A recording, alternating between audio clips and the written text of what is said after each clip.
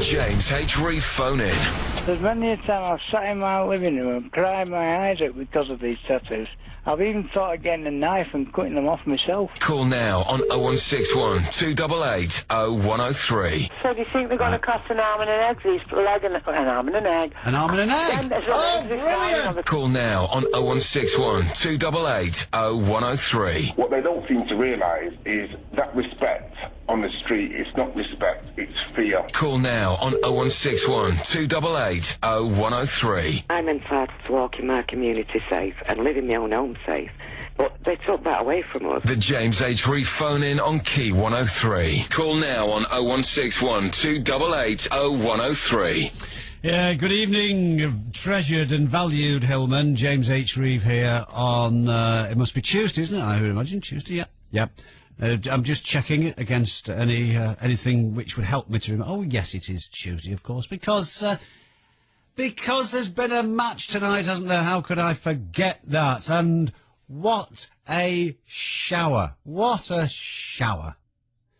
All right, the result actually doesn't matter, but they were at least trying to demonstrate that they can play a bit, especially when it doesn't matter. And what did they manage to do?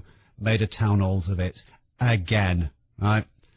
Again, against, Sweden. It doesn't matter how many times you've not beaten somebody. That doesn't matter.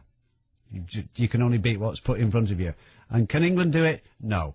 Rubbish. Tell you what, I don't care. To be honest with you, as an Englishman, as a white Anglo-Saxon Protestant, I'm behind England in many of the things that it does, philosophically, geopolitically, and so on and so forth. But, as regards the England football team, I don't care. They are such a shambles. They are, I don't know whether they are inept or complacent or both. I don't know. But I've never been that struck on them. But as of now, obviously when it comes to England cricket, it's a different matter. As of now, England football, not interested. About as much interest to me. There's a lamppost. I'm sure I saw one earlier. About that much. Anyway, since we are constantly in touch with the popular culture, we know exactly what is occupying the mind of the man in the street, or the woman in the street, or the man in the pub, or the man at the corporate event. Then we will lift our usual ban on sporting talk this evening, because if you do wish to air your views about England, then 0161 288 0103. I managed to see some of it in the company of a number of people who were, all up for it and what have you. You want to see them win, even though technically it didn't make any difference in the short term. But what it portends is, well, I'll tell you what it portends to, I'm not sure this is a footballing cliche, but I'm going to use it anyway. It portends, here we go again. Dear. Anyway, what else is happening? You know the drill. Between now and 1, you have the opportunity to tell it as you imagine it to be on Key 103, the biggest phone in the Northwest, and what have you. 0161 288 0103. I'll tell you what matters arising out of this evening and related events. This is actually, there is a very specific accusation here, but I suppose we can relate it generally. And it's our old mate, Councillor Pat Carney, of course, who's involved in this. But he did point something out which struck me, actually. He's got upset that some of the rowdy behaviour in the city centre during the Paraguay match, he feels was fuelled by the selling of cheap drink to fans in circumstances which might have lit up a little danger signal. Okay, he's very specific, and he's actually criticised a particular store. But the point is this, that at this time, I said the other night, I'm strolling into the supermarket near me, going in for my, wholemeal pita bread and what have you. And there it is, 40, I'm sure it was 2 cases, 40 bottles of beer. I don't know what that is in pints, they're all in peculiar continental measurements, aren't they? But 40 bottles of beer for 16 quid. Price over the counter in a pub, probably about £100, thereabouts. Price to you in the supermarket, where you can take it anywhere you like. You can take it on to the nearest park bench, or a Scottish theme pub, as they're now known. You can take it on a croft. You can take it home. You can, as it is alleged, you can, as it is alleged may have happened during the Paraguay game, you can actually take it when nobody can see you, crack it open and hand it out to anybody, to kids, anybody, to people for whom perhaps drinking is not a recommended pastime, if you follow me. But I wonder whether at this time of the year it ought to be suggested that supermarkets might exercise a little more discretion in who they sell the drink to. 0161 288 0103. I don't know if you've seen anything during the holiday, the festival, which has been the World Cup so far, which has led you to think people might be perhaps a little more restrained, might use a little better judgment. And the retailers, they're there to sell beer. There's no two ways about it. You've only got to look at the sponsors of the World Cup, and the sponsors sell beer, pop and hamburgers. So they are. What else do you expect? What else are they trying to do? 0161 288 0103. I've never really quite understood what it means when they say the official... There is somebody saying they are the official supermarket of the World Cup. What does that mean? What on earth does that mean? What it actually means is we have paid the most to the FA or the television company. That's what it actually means. We have paid the most to get mentioned a lot. But doesn't really, you know what I mean? You're not getting into people's minds that way, so they choose to express it that way. Right. What else is going on? In Manchester, the lowest life expectancy in England, apparently. Years ago, remember, years and years ago, it used to be Salford. Salford had a terrible record. Now it's Manchester. It's 6th in a study which has been carried out, and you're far better off being from East Dorset, or believe it or not, Kensington and Chelsea, because you live longer. In the British Isles, Glasgow, as you might expect, was worse, but in England, it was Manchester. Is that right? Do you feel that this is a dump to live in? I'll tell you what, if, again, I'm going to quote something which has cropped up in conversation on many occasions, and that is this film made in our fair city called Hell is a City, and I've not got round to it yet, but I will put some stills from it on the website, and you can see what Manchester used to be like. It used to be like a coal hole, but now it is open and airy. We have cafe society. We have dazzling, inspiring new buildings. We've got all this, that and the other. I can see a swan from where I am now, but apparently it's the worst place in the country in terms of life expectancy to live. Are you proud of Manchester? Do you think it is a dazzling new city, an international city of the 21st century, or do you think it's the same pox-ridden hole that it always has? Although it's ours, isn't it? That's the thing. It may be horrible, but it's familiar.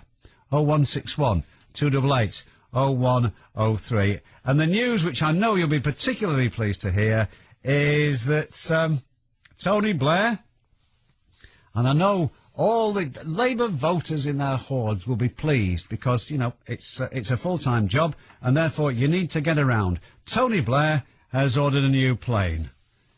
Absolutely. If this perhaps makes you feel that the government hasn't lived up to the high expectations of only 9 years ago now, the Prime Minister and the Queen are to get 2 dedicated planes to use on official trips. I wonder if will they swap them over. One's likely to be a long-haul job with 70 seats, whereas a 15-seater runabout will be ordered for shorter flights. I don't know how that's going to work. I'm sure there's some sort of arrangement. I'm sure that if they are responsible, they will pool. You know how it is. Can I drop you off anywhere, Your Majesty? That sort of thing. Have you got anywhere to open? Or any native dancers to watch and pretend you're interested? Because I'm going that way. That's how it'll work, I would have thought. Anyway, our Prime Minister has ordered himself a new plane. Are we actually paying for this? I'll have a read. Oh, they're expected to cost about £12.3 million a year. It doesn't say who they're going to cost, but I've got a funny feeling.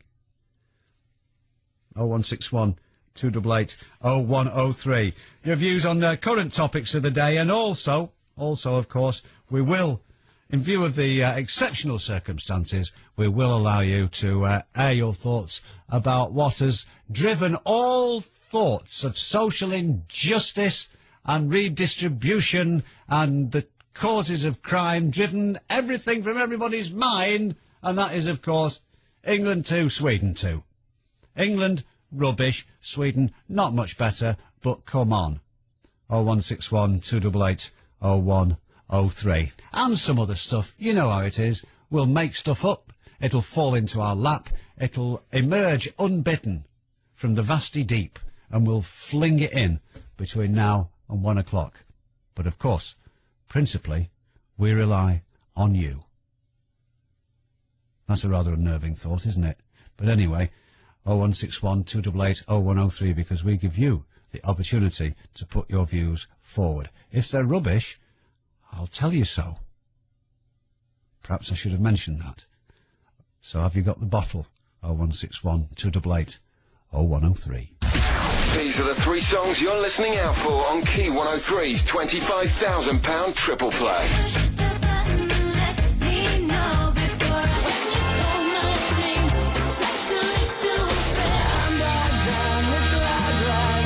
Play those songs in full and in that order on Key 103 sometime soon. And when we do, we'll be giving away another £25,000 cash.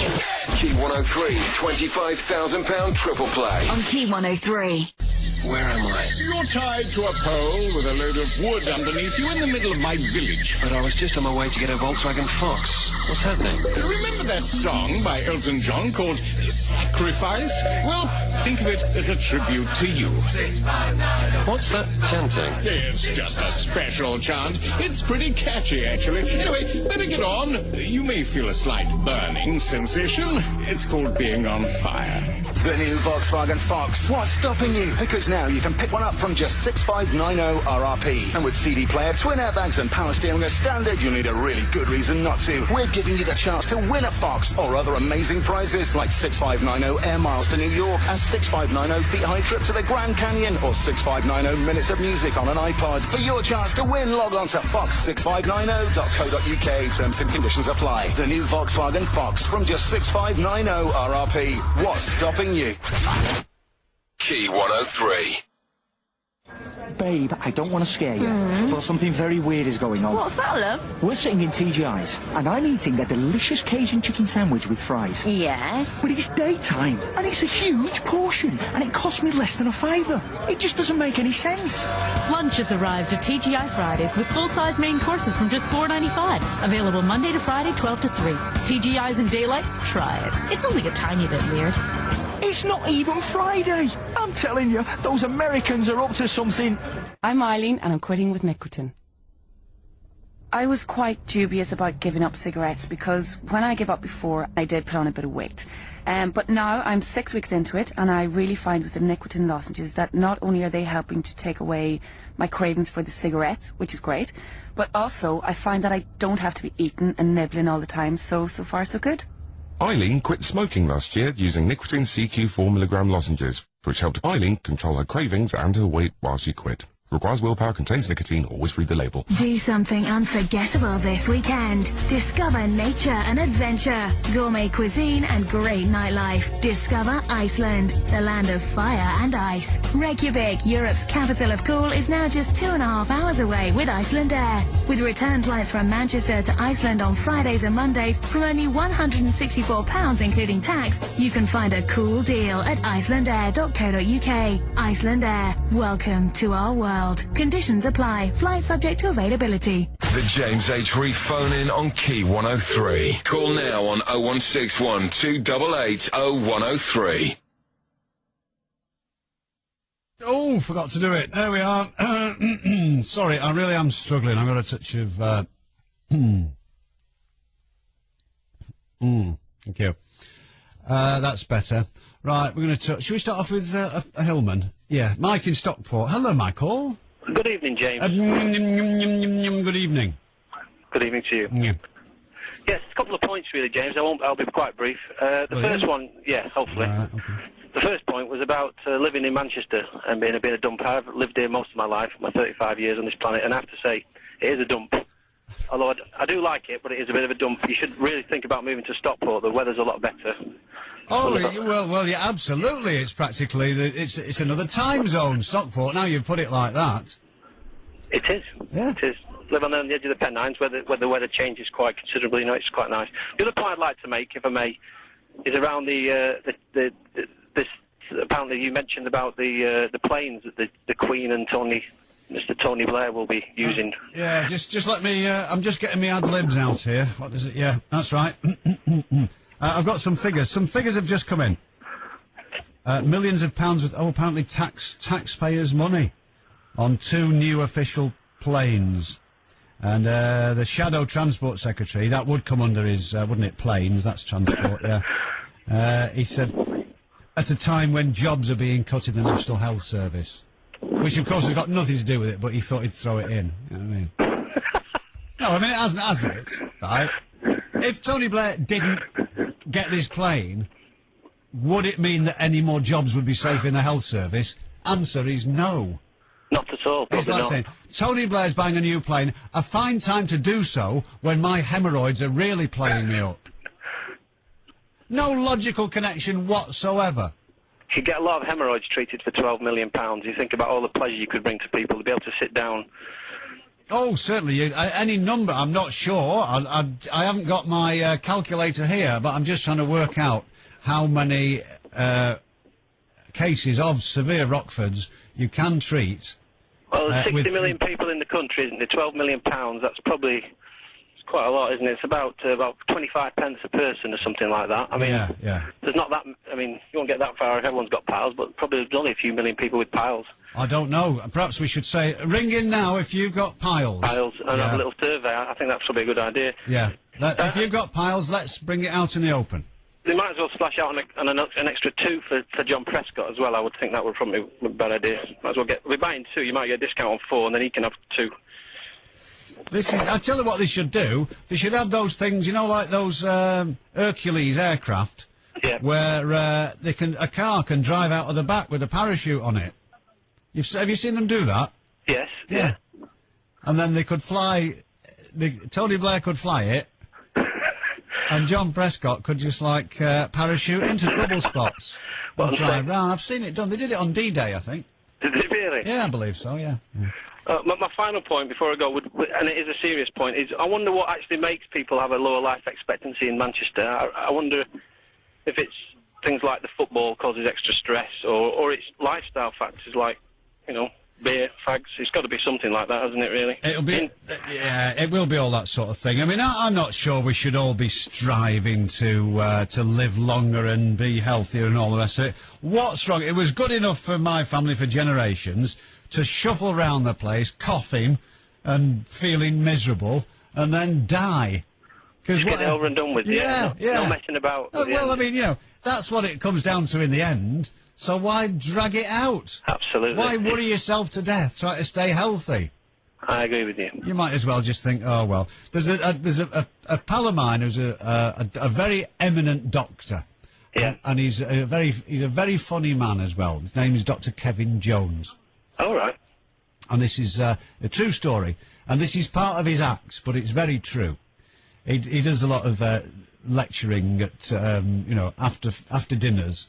And everyone expects him to be deadly serious, but in actual fact, he's like a right yob, who happens to be one of the most celebrated chest surgeons in the country. All right. But he is able to act like a complete Charlie simultaneously. Very funny man, and he's amongst the hospitals at which he has practised have been St Bartholomew's in London. Absolutely. And Bury General. And Bury General. Yeah. And he said there is a noticeable difference. What, in the circumference of the head or something like that? No, he said, no, in the attitude of people, that's the point. He says, when he was studying under Sir Humphrey Farquhar at St Bartholomew's, I think that was his name, he said, he diagnosed somebody. He said, I'm afraid you've got very severe this, that and the other of the chest. I don't know any more technical terms than that. He said, you've got this, that and then your chest and what have you. And they'd say, oh, well, I expect I shall be, a heart-lung transplant will immediately take place. It's very important to me. I'm a busy man, I have a hectic schedule and many business interests. Just get rid of, give me a new head. Yeah. He said, and that's the sort of pressure that you're under. He said, but very general, you say to somebody, right, Mr. Earnshaw, I'm afraid your chest, well, it's knackered, really. Nothing we can do much with that. And he said, the beautiful thing is that everybody says, I thought so. Yeah, I knew it. Yeah, it's my own fault. Yeah. We're not ignorant of these things, are we, really? No. We know what we do to ourselves, really, at the end of the day. I agree. And they say, thank you, Doctor. Sorry to trouble you. And off they go. He says, it's easy. That's why he much prefers it. No pressure.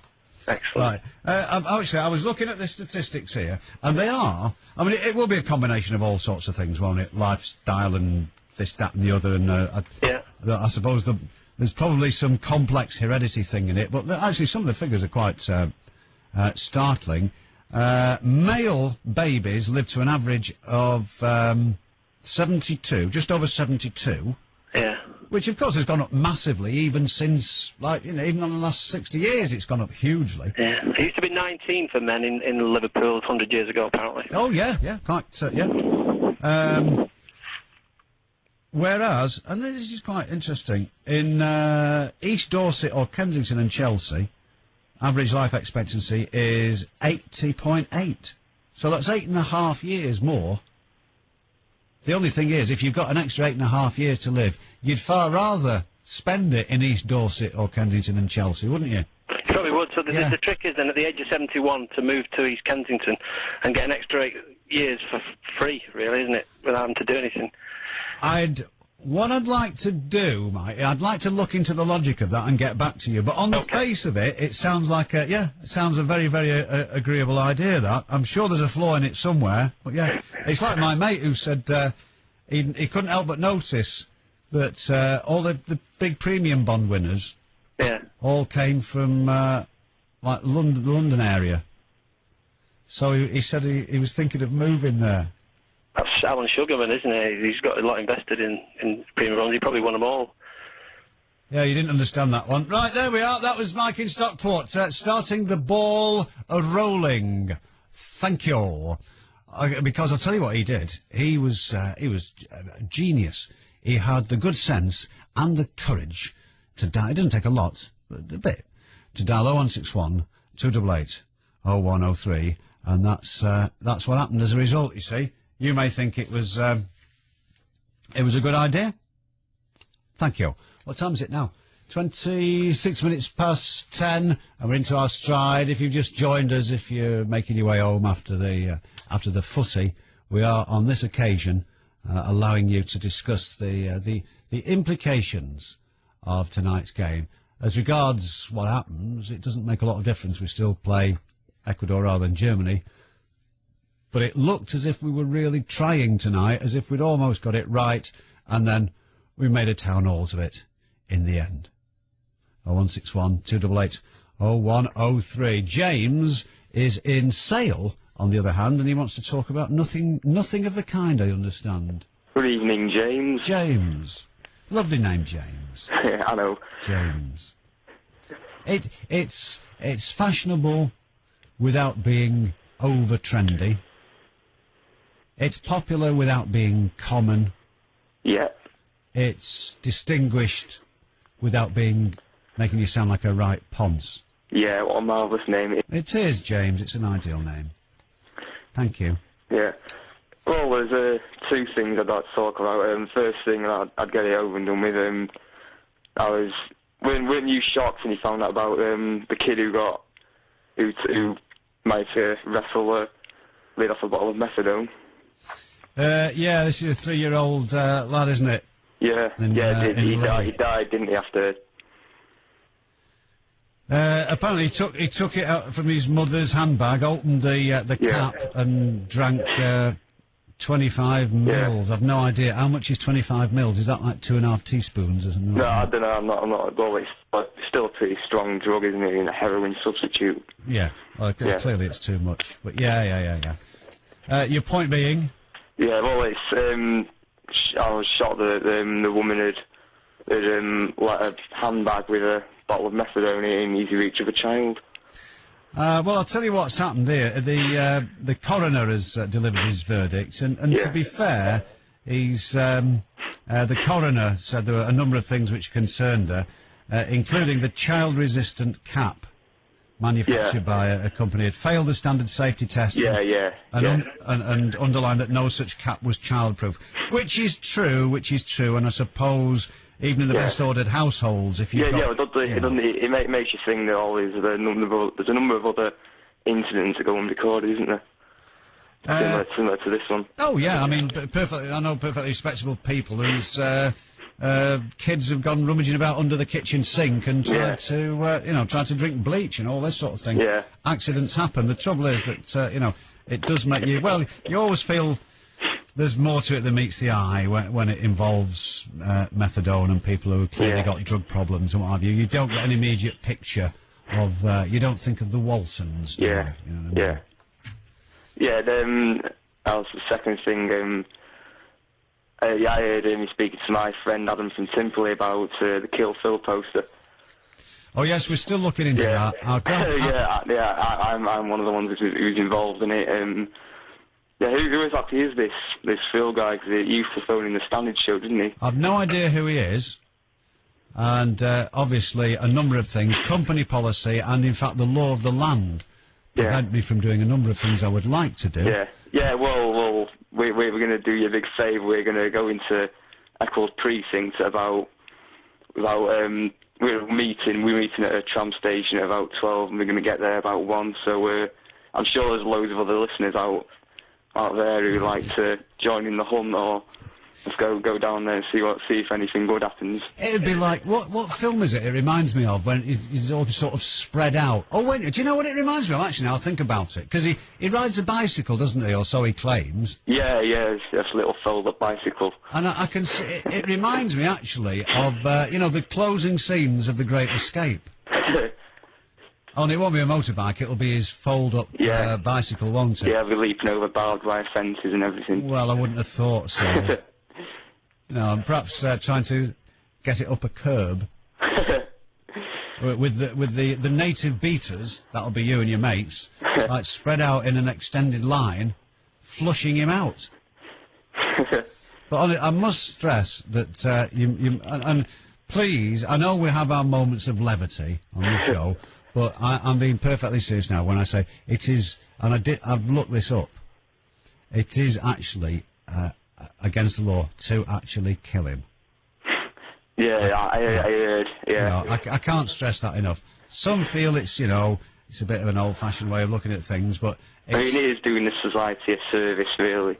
Well, I couldn't really go down that path. All I can say is I cannot, in all sincerity, actually suggest that you do such a thing.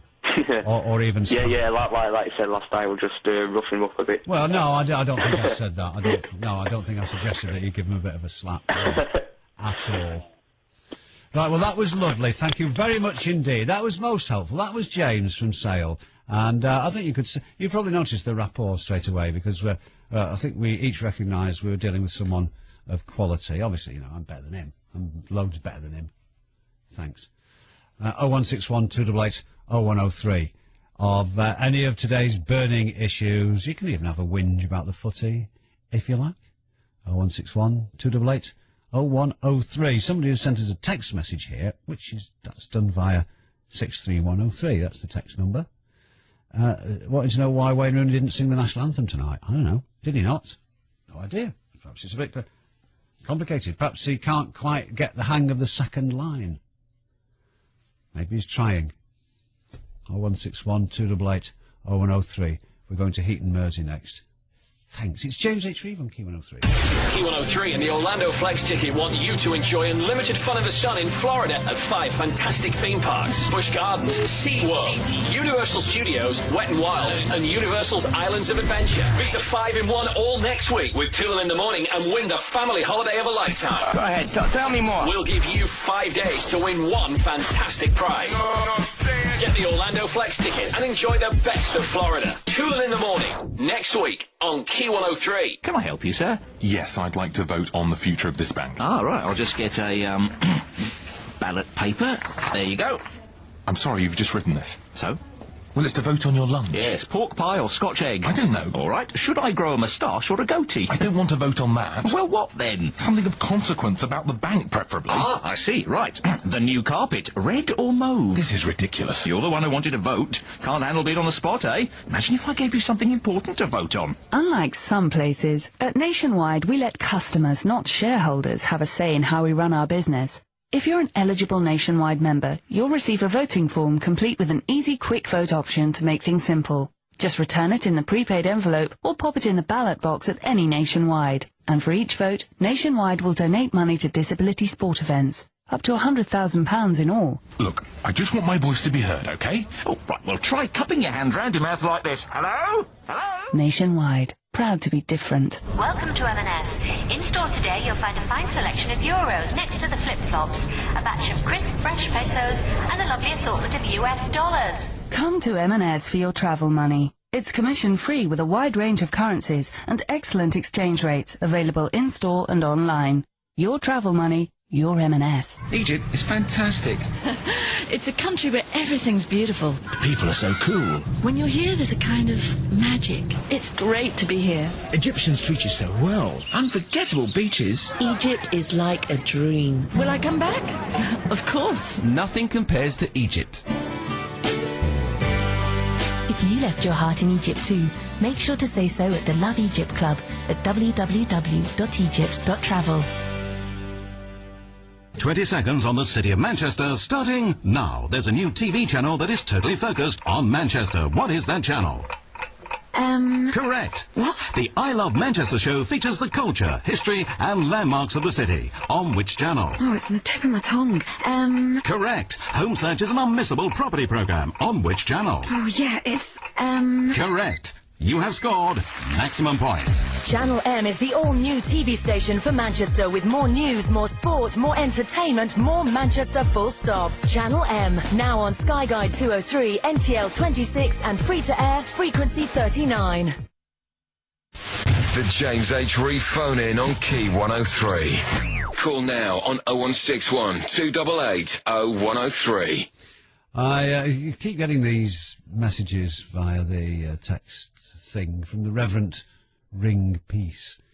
And this has been going on for some weeks now, and I've tried not to humour him, tried not to satisfy him and enable him to giggle wherever he is by mentioning that he claims to have a large church stuck up his bottom.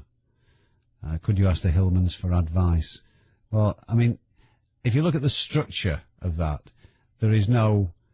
It's not really a story, is it? It's not. There's no beginning, middle and end. There's no punchline. It doesn't fulfill any of Freud's supposed requirements. Although, of course, there is no agreement on whether Freud actually did lay down the 7 principles of humour.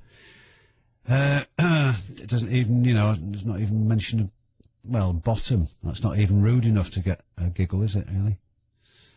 Anyway, I prefer the ones featuring Steve Penk. Theo's in Heaton. Theo in Heaton, Mersey. You're on Key 103. How's it going, James? You alright, mate? Theo. Well, I mean, I've watched it tonight. I tell you what I did notice earlier, though. Go on. Where Gabby Logan was on prior to the Germany game. Right, okay. And it may be hot in the stadium, but it's quite clearly cold in the studio. Yeah. That's If you know what I mean. Yeah, I know what you're saying, mate. I know what you're saying there. Yeah. It's just, I think, a couple of things, really. The whole, the way Sven is using his subs at the moment is not very good at all. He hasn't got any choice. I can understand why he bought Gerrard. But what I don't understand is why he's bought World Cup to the World Cup if he's not going to play him. Today, really, you know, we needed a draw. We looked quite comfortable most of the game. I think you should give the guy a bit of chance to stretch his legs and see exactly what he can do. So further on in the tournament, if we need him, the World Cup bloke. Yeah. Well, yeah. I mean, everyone's saying, well, what? All right. If we got everything else sorted out, then by all means, let's allow ourselves the luxury of taking someone who might be a decent player in, 4 years' time for the next World Cup or the European Champion. Yeah, but we haven't got any strikers now. We've got 2 left. I know what you're saying, James. This is where he should have made a decision to bring Defoe instead of Walcott. Well, you know what I mean? More experience on the field. You understand what I'm saying? Yeah. I don't know what he's trying to do. I don't know if he's trying to prove a point to someone or whatever. If they wanted him to get the feel of being a World Cup in a World Cup squad, why didn't they? Well, I was going to say the players or Sven. Why don't they get the FA just to book him into the same hotel? So he could knock about with them. It's not going to, if they can spend all that money on the hotel and plying the players' wives with drink and all that sort of thing, they can afford a few £100 to let the lads, swan about. Of course, but they don't have to name him in the squad. Of course. I don't understand the reason why he did that, because Jermaine Defoe, he's got a lot of experience behind him, and I think with the Owen situation today, I hope he's sorted over the next week or so. I know he's got his scan tomorrow, but it's like if you had Jermaine Defoe there, then he can come on with a bit of experience. He knows what he's doing on the field. Where Walcott has not even played a Premiership game yet. I know. I mean, I really listen, son. Your name, Theo, really? Yeah. Yeah. It's funny, because years ago, when I first moved into this house, I think, what the hell was that? Just we told me. All right. I think there'd been somebody called Theo, must have lived in the house before me. Which area was that? It's like North Manchester. It's a long way from Eton Mersey. Okay. But it wouldn't have been you, because I've told the post office I keep writing on no longer at this address and what have you. Right, lots of red letters then. Yeah, all this sort of thing. And they still arrive, even today, I don't know, 15 years later. And it's an unusual name, because I think he must have been, I don't know, he might have been Dutch or something like that. It's an Italian name. No, the name on the envelopes is Theo Cupia. Right, okay. Yeah. I don't know. You get a lot of that these days, James. You know what I mean? People using other people's addresses to get credit and things like that. Yeah, but I mean they arrive on. No, I mean they have the address on, but they're always addressed to Theo Cupia. Anyway, have you opened any of the letters? Well, no, it's obviously moved away years ago. I don't know. You must have been curious to see who's sending in mail, though. I think it's. But again, you ask the post office to forward these things, and you're always hearing people complain it doesn't happen. Of course. Anyway, I'll put a picture of that on the website if it'll help. Yeah. But James, nice talking to you, mate. Yeah. Well, yeah, but I mean, listen. I can't be mithered with it, because England they've been making a town halls of it for donkey's years, and I'm just trying to think when was the last time. I think probably. About 1990, I still thought, oh yeah, I'd like to see England do well, that'd be nice. But since then, because of the way they've mucked about, and the way the FA behave, which is just appalling, it's like some sort of medieval papacy, that they're all shoveling money at each other. That's what it's about. Yeah, no one can appear to keep their trousers on for 5 minutes, and then they can't understand why it all goes pear-shaped. We now know the origin of that expression, of course. Yeah. So, to be honest with you, I couldn't be. I'm more concerned because I don't know, but I suspect that England have got murdered by Sri Lanka today. I would imagine it very much sounded as if that was on its way to happening. What I can see happening here, James, I think we'll get past Ecuador, not a problem. But I think it's the stage after that. That's where we're going to struggle. If we meet Argentina or Spain or whoever we come up against, because I don't feel that the side is as strong as it can be. I mean, Joe Cole played an outstanding game on the left today. That guy is just amazing. But when we look in the middle, we saw Hargreaves. Yeah, I know he was resting Jara because of his yellow card, but Owen Hargreaves, yeah, he made a good couple of tackles, but I think he was all over the place, mate. I don't think he's world class to play in the World Cup. Well, I don't understand all that part. I just like to see the ball go in the net, frankly. Ideally, the opposition's, but even if it goes in your own, sometimes it's a bit of a laugh. Anyway, I don't care. In fact, I will actually have a chuckle. I will have a good chuckle when England make a town halls of it, frankly. Thank you, Theo. I tell you what, that little story I told you, write it down. Theo Cupia.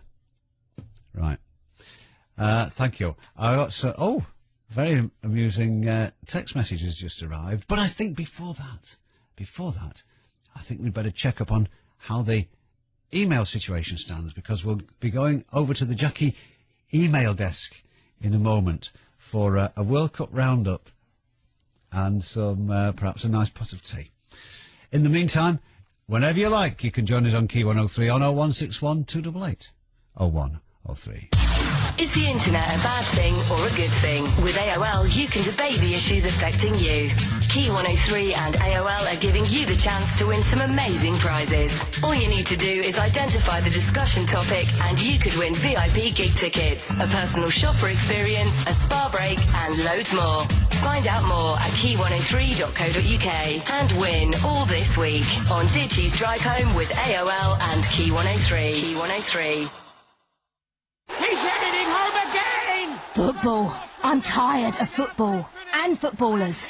I wouldn't mind their money, though. Don't dream about the lifestyle of a footballer's wife. Win it with Boots and Coca-Cola. 2 nights in a 5-star London hotel, tons of pampering, shopping at Tiffany's and Harvey Nichols, plus dinner at 2 swanky restaurants. Drop into Boots before the 5th of July for how to enter, plus our special deal of any 2 500ml bottles of Coke or Diet Coke for £1.30. No purchase necessary. Conditions apply. Boots and Coca-Cola. It's the perfect match! Wouldn't it be a good idea to be able to move your mortgage without paying hundreds of pounds in setup fees? We think so too. The fee-free mortgage from Abbey. Pay nothing on booking fees, nothing on standard legal fees, nothing on valuation fees.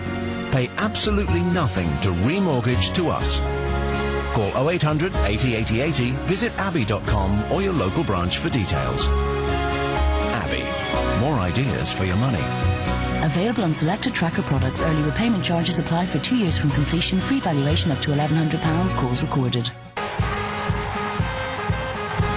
Win or lose, we'll all need a break from the excitement once the World Cup's over. So when you reserve a new apartment with David McLean before July the 9th, we'll give you a holiday to any country taking part. That's 32 to choose from. Plus, you get to choose from some great incentives. So, for stylish apartment living in Manchester, Alderley Edge and Bolton, visit davidmcleanhomes.co.uk and start planning your escape. Terms and conditions apply. Egypt is fantastic. It's a country where everything's beautiful. The people are so cool. When you're here, there's a kind of magic. It's great to be here. Egyptians treat you so well. Unforgettable beaches. Egypt is like a dream. Will I come back? Of course. Nothing compares to Egypt. If you left your heart in Egypt too, make sure to say so at the Love Egypt Club at www.egypt.travel.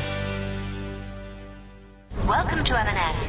In store today, you'll find a fine selection of euros next to the flip-flops, a batch of crisp, fresh pesos, and a lovely assortment of US dollars. Come to M&S for your travel money. It's commission-free with a wide range of currencies and excellent exchange rates available in-store and online.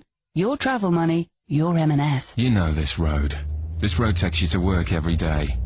You know that today you're late and your boss will give you hell. You know the lights at the level crossing are bound to be red. You know you always have to wait for what seems like ages. You know you shouldn't put your foot down, but you will. You know the train travels at 100 miles per hour. You know your family will never see you again. Level crossings. Don't run the risk. The James H. Reeve phone-in on Key 103. Call now on 0161 288 0103. Right you are, with the time at 13 minutes to 11. It's over to the Jackie desk, and Jackie... With the most exciting part of the show. And the first one... You were watching the footy, weren't you? I were, yeah. You were? I were. Right. I was, yes. Yeah. It was dreadful. The first half wasn't too bad. Second half, all went to pot. Very strange now. It's very odd. I mean, as I say, I'm not talking about, twin centrals dropping off behind this, that and the other and all that. No, I don't understand it myself. First half good, second half rubbish. Yeah, it's just like, Three Lions. Ooh, good. But I don't care anymore. In fact... Do you not, though? Do you genuinely not care? No, I really don't. No, I actually, I take a measure of glee in England getting beat. That's awful. Because is there not a little thing inside you that thinks, what if they win? What if they actually win? If they win, that's all right. No, you won't. You'll be out there celebrating with everyone else. Oh yes, I'll be dancing in me St George's Jim Jams. St Michael's actually. Ha get it? You see what I did there? Brilliant. No, that won't happen, of course. But no, there's such. See, they've got the brilliant. We've got our excuse already. The minute Owen hit the deck. Yeah. I said. A minute in. Yeah. That's why. Right. A fortnight from now, well, we lost Michael Owen. Yeah. That'll be the excuse. Yeah. The fact that we haven't got any replacements in the party, or indeed in the country. And Rooney's still not right. Rooney's still not right. No. It'll be blamed on. I think it's fair to say Rooney's not right. Yeah. It's either that or the weather. Or lack of water. Yeah. It's ridiculous. Anyway, emails. Hang on, let me stop you. Go on. Dean has just got the Theo Cupie again. Right. Thank you. Yeah, right. Write it down. Yeah. Anne in Astley says, hello James, I don't know what the budget is for your show, but can't you afford your own Jaffa cakes? Why is it that poor Debbie Max biscuits keep going missing when you're in the vicinity? Buy your own, Wiggy. This is not the case. I don't know I don't know anything about this. I think I'm going to have to bring it up, actually. You know, when we have one of our bonding sessions, when we all have to sit round, I think I'm going to have to say something, because I think, Debbie, I mean, I don't want to pry. I don't want to probe too deeply. No. But I think she's got problems. Dear. Because what I think she does is, I think she lashes out. And I think that's very largely, mostly at me. Yeah. That's because you're here, though, isn't it? Well, that's it, you see. You're an easy target. Yeah. I think that's how the wig business started, and clearly there's something going on concerning biscuits. Do you think that she wears a wig, so she's trying to? That could be it. Turn it completely round. Yeah. We'll have to talk. I'll have to get her to lie down. Maybe you should just ask her for a one-to-one, maybe, so you can both sit and have a confidential chat and just talk through your problems. Yeah, we could go on a journey together. Yeah. And all that. Yeah. I could unpack something. Yeah. Be nice. Yeah. Manchester isn't horrible, says Jessica in Flixton. My granddad lived in Manchester all his life and died at 93. My nana also lived in Manchester all her life and is still fighting fit at 88. So poo to you and the research. Well, it's all averages, you see. Harry in Gorton says, good evening, James. Here's an idea for the show. Good evening. Each night, select a country playing in the World Cup and give us chapter and verse on their military history. Famous fighting regiments of Togo, for example, great tank battles of Ecuador. It's a winner, James. Go for it. Well, Togo was, of course, a German colony up till the outbreak of...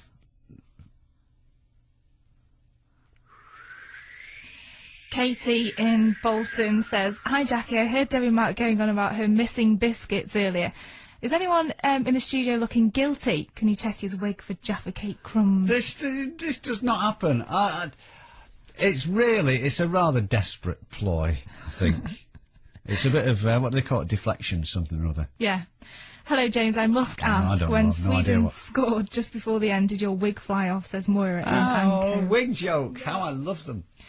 More Jaffa Cakes here from John in Salford. A quick update on the missing Jaffa Cakes. This is to Debbie, actually.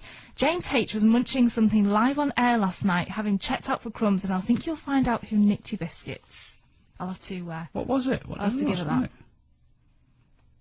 I don't think you were you? I don't think so, no. I had a bit of nail. Could have been that. Yeah. And Linda says, hello James, I'd just like to say well done on last night's show. You managed a whole queries and theories without having a tantrum. I take it Jackie has had a word about being more professional. Much better when you are. Not at all. It is because the Hillmans were behaving sensibly and not trying to confuse the issue and spoil a carefully structured show with periphery. Like that. Who's periphery? Periphery. Yeah, there is a word. Periphery. I think we play them in the next round. So, right now, one of Jackie's techniques is to suddenly stop what she's doing and rush out of the room, and it's a little trademark of hers. So that's what she's done. But I'll just repeat. Dean says, "I hang on." He said, "Those letters that you keep getting are not for Theocupia." Well, he doesn't say that, but he does indicate that he got the gag. Thank you. I'm very proud of that. I made that up myself. When I say that, of course, what I mostly did was, obviously I stole it from Dave Spikey. That's clear. That goes without saying. 0161 288 0103. I tell you something that, and you may actually be witnessing it now. I have to say that the early part of the evening, I watched quite a bit of the match, and then had to dive off to fulfil my important functions here. But with people who were enjoying an agreeable social drink, and as far as I'm aware, well, it hadn't kicked off by the time that I left. But this is something which is making the news locally today, and of course all over the country.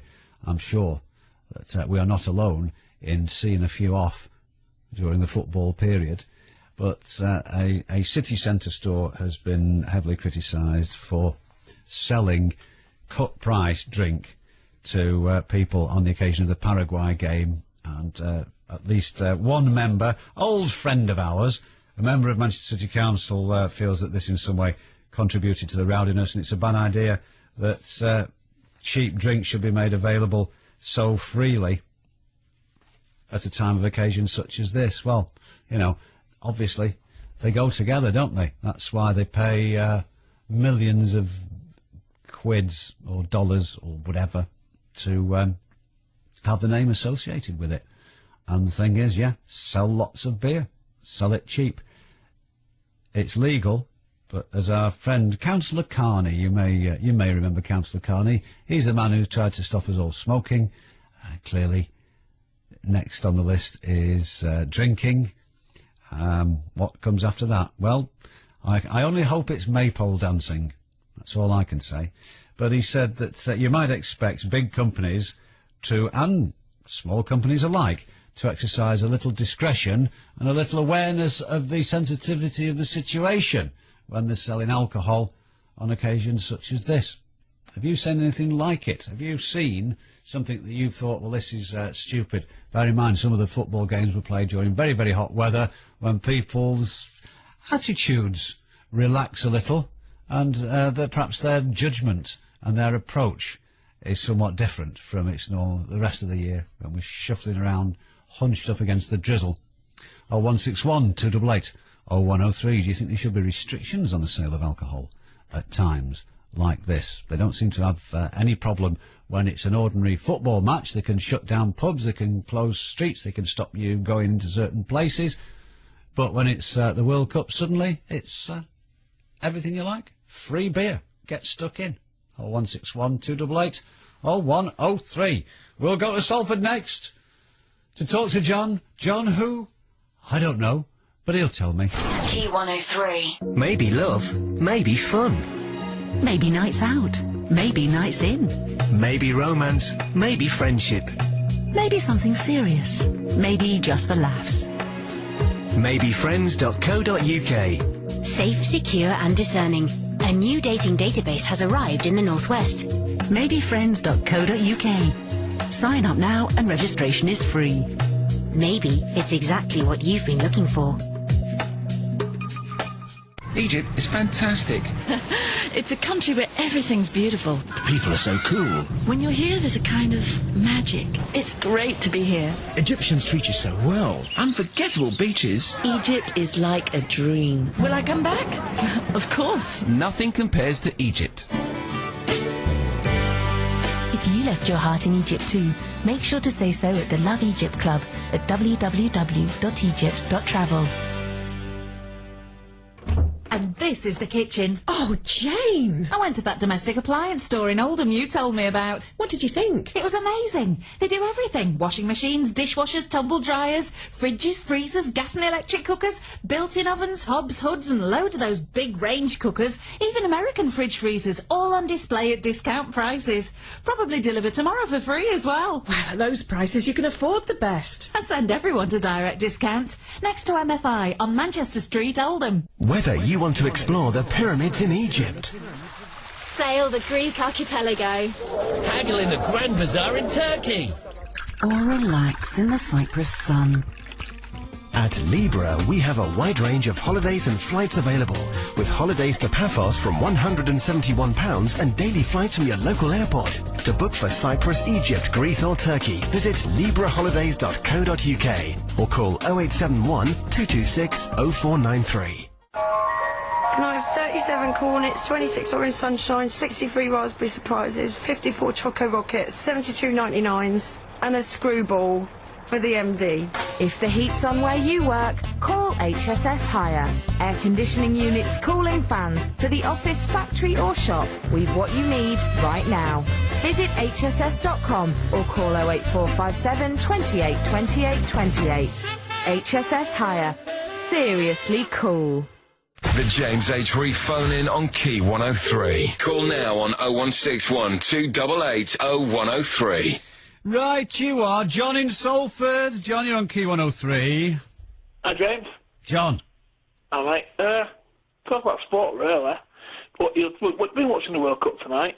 The one thing we've got in common with the cricket team is we have got no chance of winning the World Cup. Because both teams are absolute garbage. I watched a bit of cricket today. We got absolutely tatered again. How did we go on? I know it was looking very bad. They made 300 and something, didn't they, Sri Lanka? 3 for 19 for 8, I think it was. Oh, God, Stu. I think we made 274 all out. We had a good start.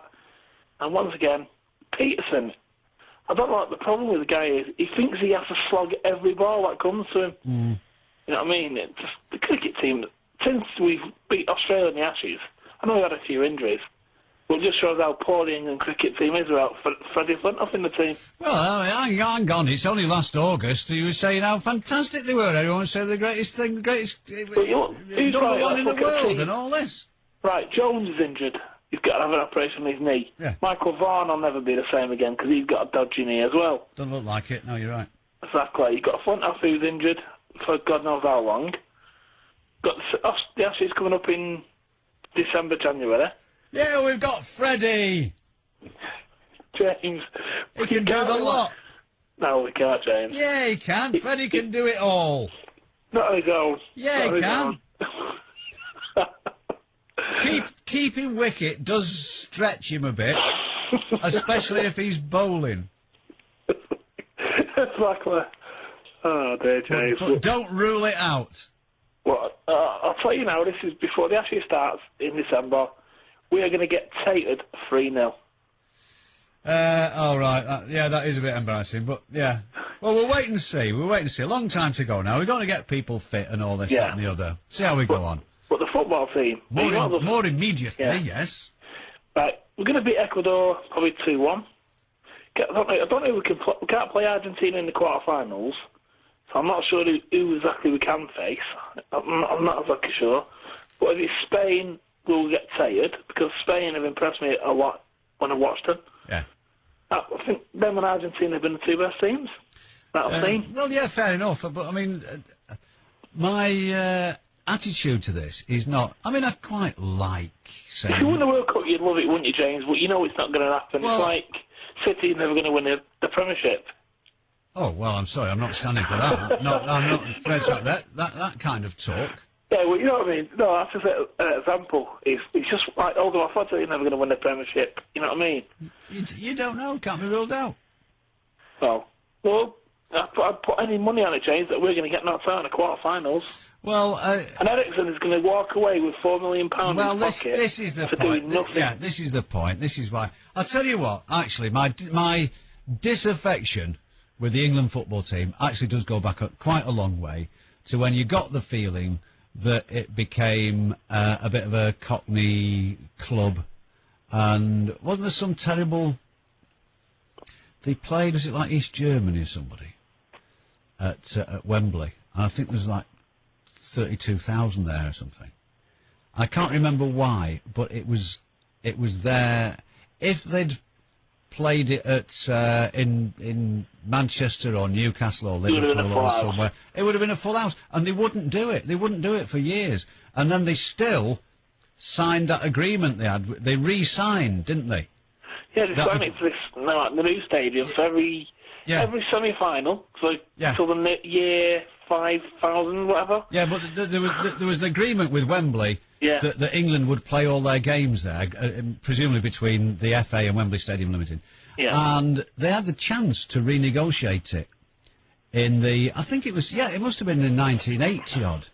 And they could have said there, no, well, what we'll do, we won't play all our home games at Wembley, we'll play them round the country. And they didn't. They renewed. That's with the old Wembley. And now they've done it again. So that I think that's when I started to get hacked off. But more recently, it's been the performance. I don't mean on the pitch, although, I mean, that's been a joke. But the fact that we've been a mediocre team for many, many years. We've been a mediocre team since 1966. Yeah. They keep telling us that they're a good team every time a tournament comes round, and it never happens. As we've seen in the last couple of games, from tonight, And I mean, some of the stuff that I've heard, well, how terrible it was when they played Paraguay, because, you know, after all, you know, they were playing in Northern Europe. It's so cold, where it's not really that hot. Yeah, it gets hot in the summer sometimes. You know what I mean? Played in Northern Europe. Over here. Yeah, that's right, yeah, very much, because we're in Northern Europe. Yeah, that's right. Absolutely. And then, I mean, you've heard people talking the most ridiculous stuff. The trouble is, honestly, somebody said this the other day, you see, the trouble is there's such a burden on them, so much expectation, because they won it. They won it in 1966. I think there'd be more burden on Brazil to win it than England. Yeah. Well, Brazil get round that, don't they? Exactly. By winning it again. I mean, they've won it twice out the last 3 times. Yeah. It's not a burden to Brazil. I think they win it every other time it's held, don't they? Which they've got some record. They've won it 5 times, haven't they? Just makes things worse, doesn't it? It just increases the pressure on them to carry on winning it. So they do. Because each team that comes along, they've got to always compete against a team that's actually won the World Cup previously. Yeah, well. And they manage it without a sniff. They don't even worry about it, because they know they can do it.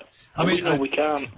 We don't know, actually, what goes on. I mean, what news we do get won't give us sufficient insight. They might be having exactly the same argument in Germany, because Germany aren't the side that they were 10 years ago. Well, I've seen Germany play, James, and he played more exciting football than I've seen England play. Well, yeah, they looked all right. I mean, England didn't play bad tonight, but first half, it was pretty good. But they made the mistakes. They made the mistakes that they made in the 2004, and they made the mistakes that they made in the last World Cup, and they made the mistakes that they made in Euro 2000, and so on and so forth. And all came around. They're paying a bloke there £4 million a year? £4 million, James. I could do that job with my eyes closed, because that guy, if he's picking a 17-year-old kid, has not kicked a Premiership football for Arsenal. He's not even in the reserve team. Well, that's what I say. I think he's a good player. No, that's another London thing. David Dean was part of the FA. Yeah, we know. Right. Well, if they want him to get the feel of the World Cup, why don't they? Why didn't they ask for a room with a fold? The same hotel. Yeah, with a fold-down bed in it. He's in an hotel separate. I think his girlfriend's not staying in the hotel either. She's down the road in a four-star hotel. Why put him in the squad? Why not pass him off as Sven's nephew or something? Or get you know, like at Pontins, you can get like a camp bed, can't you? That you assemble. Yeah. And he could have slept in between Sven and Nancy. So inflatable. Yeah. Between Sven and Nancy or whoever else turned up. If you was the manager, though, James, you know what he should have done with Walcott. He's not took him as a squad player, took him there for the experience of a big competition. Yeah, but there's no need to put him in the squad. Exactly. Well, we know that. That's his biggest mistake he'll ever make. And we don't win the World Cup because of that. It's not just because of that. It's just because loads of things. We've made a town halls of it against Portugal and France. Was it Romania? We were 2-0 up and I still never give a penalty on it, yeah. Beat us 3-2 and it's always garbage. We were 2-0 up, I think we were 2-0 up against Portugal That's as well. right, that's correct. It just seems like you could write a book about England sailors in major competitions. I know. Let's face it, we're not good enough. We know it. Should I tell you the two most exciting games of football that everyone's gone potty about? I think Ghana was a good game. Right. No, I mean in recent history. Oh, right, go on. Yeah. The two games where everyone's obviously there was the 5-1 against Germany away. We're still living on that, aren't we? Well, yeah. I mean that was quite exceptional. Okay. Yeah. But the two that got people really excited were when we drew with Greece at Old Trafford.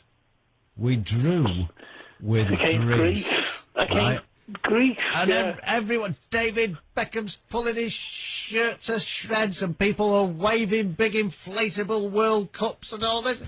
We've drawn with Greece. The first time we hadn't beaten them in 110 years. And we're all thrilled to bits. We qualified by the skin of our teeth. And then we beat Argentina in a friendly.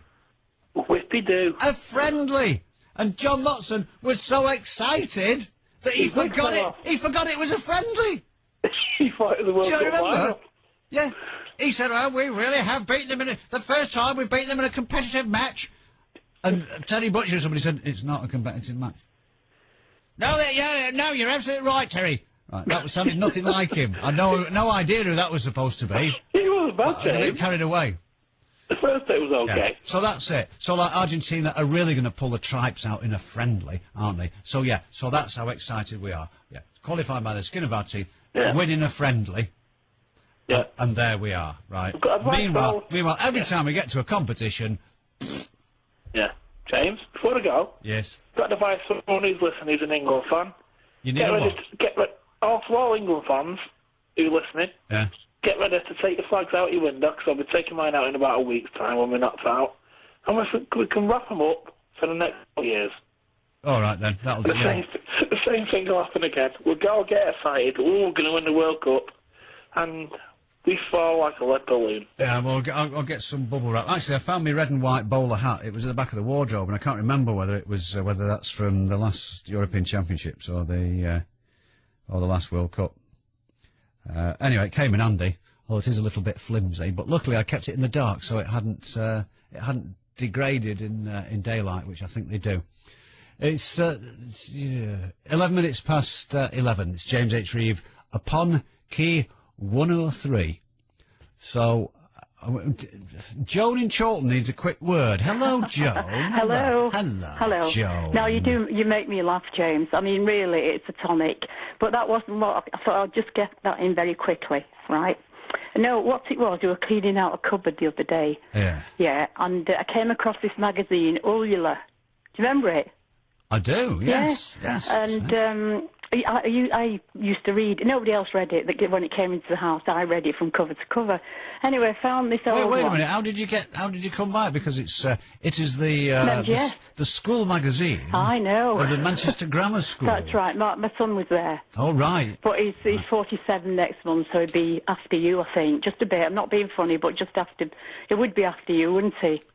If he went in 71. I'd have been, no. No, yeah, you went in no, 70 and you well, left in 77. I'm 38 now. You're not. Oh, no, come on. I've done a few calculations and I didn't. Just go along with it. All right, then, yeah, I will. Okay, yeah, well, you sound like 38 anyway. Thank you. So, anyway, I found I've read it. I read it from cover to cover, the obituaries, and, I mean, it's a sad life. Oh, God, I'm not in the obituaries, am I? No, you're not. No, it just says, shall I read the little sentence for you? If you want, yeah. Well, do you want me to, or don't you like it being reminded? Well, I don't know what it says. Well, it says, present Owlets and old, probably recent Mancunians who listen to Radio Piccadilly will no doubt be... Piccadilly. I know, well, I'm reading it word for word, will no doubt be ardent followers of Jim Reeve. Jim Reeve. Well, they've talks. They may not know, however, that J.H. Reeve started in 1C brackets Crowther in 1962 and left from Mod Studies 2P brackets Tricky in 1968. But I just thought it was rather interesting to see your name in black and white, or, a few years ago, isn't it? 1986, this volume. Then 1986. Yeah, that's right. I'd just left school then, yeah, that's right. And then there was a few, the list school leavers and congratulate teachers from going to, I don't know, what do they call them? What? These, they don't call them teachers. What do they call them in Manchester Grammar? They seem to have names for... We call them teachers. Oh, do they? Right, good. So, what do you expect us to call them? Yeah, well, I don't know. But I remember teachers, we went to the open night when Mark was going to go, and it was Peter Mason. And he said, everybody's sitting there feeling quite smug, really. And he said that we consider these boys to be genetic accidents. I've never forgotten that. So I gave my husband a dig in the ribs and I said that's in case you're taking any credit for anything, But don't you think that's a strange thing to say, really? I mean, I wouldn't put anything past them. No, it was like having audiences one down from God, really, or one up from God, even. It was very, very elusive to get hold of, I should think. Mate, does he ever show himself at the school? To put that a different way, does he ever present himself at the school? Not to my knowledge. I don't know. I mean, various distinguished old boys, Oh, I know. Yeah. I've seen them, and the one was on tonight, Robert Powell. Robert and I were in theatre workshop together. Oh, were you really? Yeah. I thought, you do after dinner speaking, don't you, James? Well, anyone who has the performing thing running through them. Of course, I understand. But I just thought that, I knew that you'd had some theatrical, because after dinner speaking is not easy. Oh, no, I wouldn't know the way I do it. No, it's certainly not. It's funny because, I mean, I'm laughing. My husband's in one room and I'm in the other. And I'm laughing and I think he thinks I'm demented, Why isn't he laughing? Oh, no, he's like James Stanage and I keep waving the flag for you see, because I think you're infinitely better. Well, you're absolutely right. Well, and someone of your breeding is naturally inclined to think so. Pardon? Yeah, it's all right, doesn't matter. Right. Let me refer to the, what do you call it? What you were just saying there. Crowthers. Amazing story. You ready for this? Yes, go on, yeah. A bloke I started working with, he worked up in Manchester, he collared me, asked me if I wanted to do something for him, bit of radio stuff and what have you, and we kept in touch, good pal. He married a girl from Warrington, moved down south to a place in Norfolk, miles from anywhere. Yeah. And I used to go down and see him if I was down that way. If City were playing in at Norwich or Ipswich, I'd bob in and see him. Were you a City supporter, by the way? Or United? Oh, do me a favour. I seem to think you were United. Oh, good grief. Go on, then. Yeah, I'm a United fan. And, right. That's all right, then. And Dave Sparky steals my gags. Oh, does he? Yeah. Oh, both those statements are true. No, sometimes they're very... Will you let me tell this story? Go on, then, God's sake. Sorry. Anyway, there we are. And I've known this pal of mine, I've known him for about 10 years, and we're chatting away, and his missus is sat there, and he was from Warrington, but it didn't really make sense for... it didn't fit in. Anyway, we were talking about something, and I said, oh, yeah, this, that, and the other, and I I said, funnily enough, the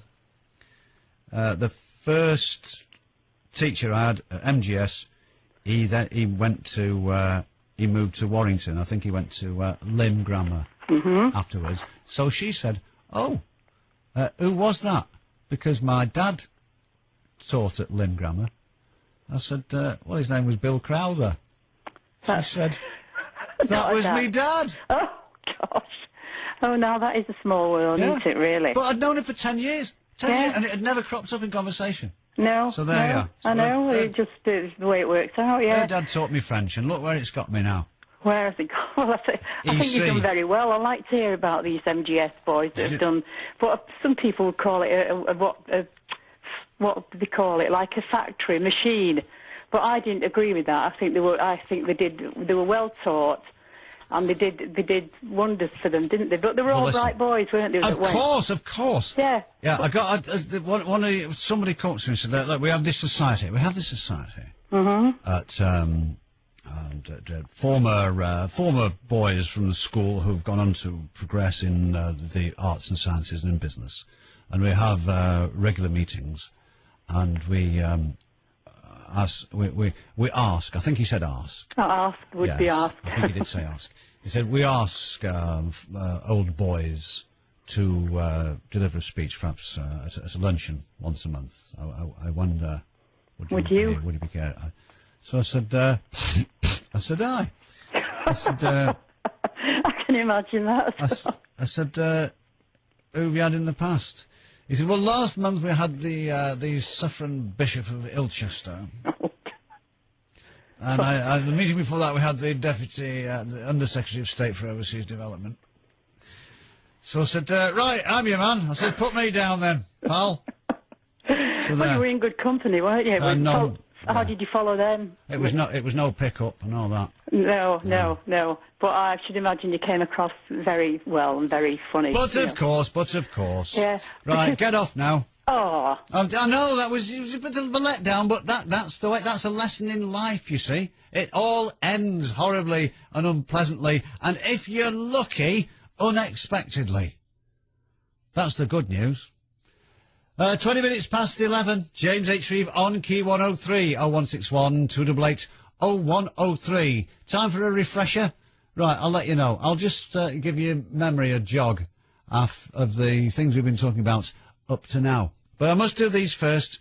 It's essential. Ow! That's, right. I have to borrow Jackie's nail file now. Let's try it again. These are the three songs you're listening out for on Key 103's £25,000 triple play.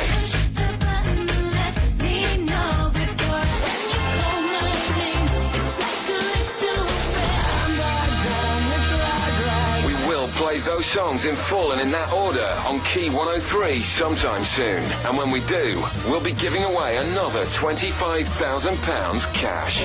Key 103's £25,000 triple play. On Key 103. I've been seduced before, oh yes. By estate agents who promise a des res but show you a shoebox. By aftershave that guarantees women will fall at your feet. In fact, they just pass out from the fumes. By easy-to-assemble flat-pack furniture.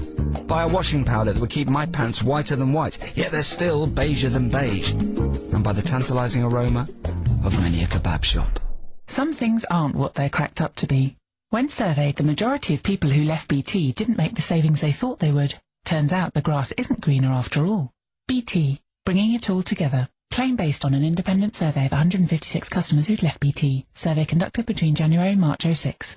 You have 20 seconds on the city of Manchester starting now. There's an all-new TV channel that is totally focused on Manchester. What is that channel? Correct. Hey, hang on. You can now get regular in-depth news reports from Manchester on which channel? Oh, I should know this. Correct. Code 13 is a rugby league action fest on which channel? Oh, now you're asking. Correct. You have scored maximum points. Channel M is the all-new TV station for Manchester with more news, more sport, more entertainment, more Manchester full stop. Channel M, now on Sky Guide 203, NTL 26 and free-to-air, frequency 39. Isn't it unbelievable the way banks treat you? You pay in a cheque. And you have to wait days before your bank starts to credit your account with interest. Waiting days? What's that all about? But not at Lloyds TSB. They're the first and only bank. To pay you interest. From the day you pay in. To the day your bills get paid.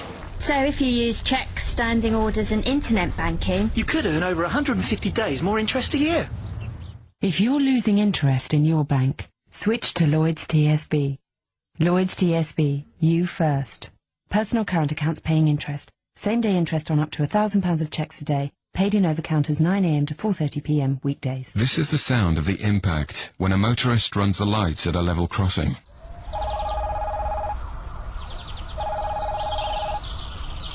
Hi, it's Simon. Please leave a message. Daddy? Daddy? Can't wait to show you what I've done at school today. See you soon. Love you. If you take a chance at a level crossing, it's not just your life on the line. Level crossings. Don't run the risk. The James H. Reeve phone-in on Key 103. Call now on 0161 288 0103. Right, where are we up to? The news, if you just joined us, I realise there might have been a certain amount of a calming down period after the marking of the full-time whistle in the football. So I quite understand if you've just joined us now. Should I remind you of what we've been up to? Did you know, and I suppose today won't have improved things very much, that if you live in Manchester, you're likely to have the lowest life... I don't mean you individually. That would be unnecessarily alarmist of me, wouldn't it? But it's entirely possible that you have, on average, the lowest life expectancy in England. That's Manchester. The only worst place to live, really, is Glasgow. Blackpool and Liverpool aren't far behind, but Manchester is the worst place in England. If you live in a posh place, you'll live, on average, again, these mean nothing, do they? But, 8.5 years longer if you live in East Dorset than if you live in Manchester. Somebody sent a text in before saying, well, in that case, I have to pay the same amount of national insurance contributions, so shouldn't I get more pension? Because if they know beforehand that I'm not going to live as long as somebody in Dorset, so shouldn't they increase my pension a bit? He's right, in what he says, the way he works it out. I mean, by the standards we've come to expect. What else? Yeah, beer. We're going to talk to Darren in a moment about beer, but a city council has criticised a major store for selling beer in what he described as an irresponsible way on the day of the Paraguay game. As you know, there was a certain amount of unpleasantness. There was obviously a great deal of drunkenness. And, of course, it's the hallmark now, isn't it, of the World Cup. Cheap drink. You go through the door of your supermarket. Now, the one I go in, it's the first thing there. It's the first thing is, I don't know, it must be 10 foot high, honestly. Whacking great stack of beer at preposterous prices. It's a free country, though, isn't it? Are they being irresponsible, or is it up to the individual to be responsible? 0161 288 0103. And what else is there? Tony Blair and the Queen are they're starting to work as a team now, but at a cost of, is it 12 million quid? They're getting 2 new planes. Not really one each. They're getting a big one and a small one, and they're going to use them turn and turn about. It will cost about £12 million a year to run them. That's our Prime Minister, who's got to plan his policies according to what the average person is thinking. Why doesn't he do that? If he didn't have to go and try and sort out the calamitous mess that he's made in Iraq out so often, then maybe he wouldn't need that plane. If he'd concentrated on doing the things he said he was going to do in 1997, then maybe he wouldn't need the plane. The plane. What's that from? Darren in Stockport. Do you know? Who used to say that? I don't know, mate. I haven't got a clue. The plane. I don't know. Rings a bell. Don't know. Anyway, what do you want? Anyway, just want to say I love the show. Think you're really funny. Anyway, you're going on about drinking before and the violence and things like that. Well, no matter how cheap or dear the beer is, the lads who do it, right, will pay for it, right, and they'll do it anyway. So, right, so you think they'd drink as much if they had to buy it at pub prices? It's not what I think, it's what I know. Yeah. I mean, I know lads who do it. I read football hooliganism books, and, you know, I've been there, seen there, you know, done it. Do you know what I mean? And it doesn't matter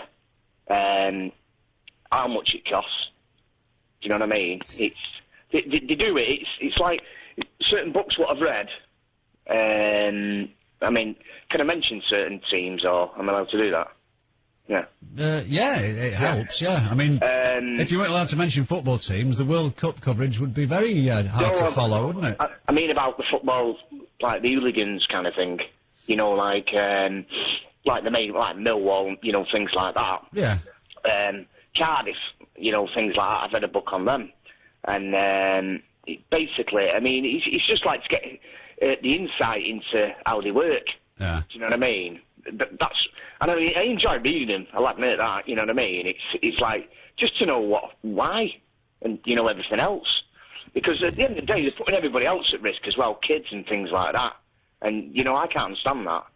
Right, I mean, I'm no soft lad, you know what I mean? I've, you know, plenty of fights and, you know, been stabbed and all sorts, you know what I mean? But I wouldn't do it in an environment like that. No, well, you've led a full life, Darren, clearly. Oh, yeah, of course, yeah.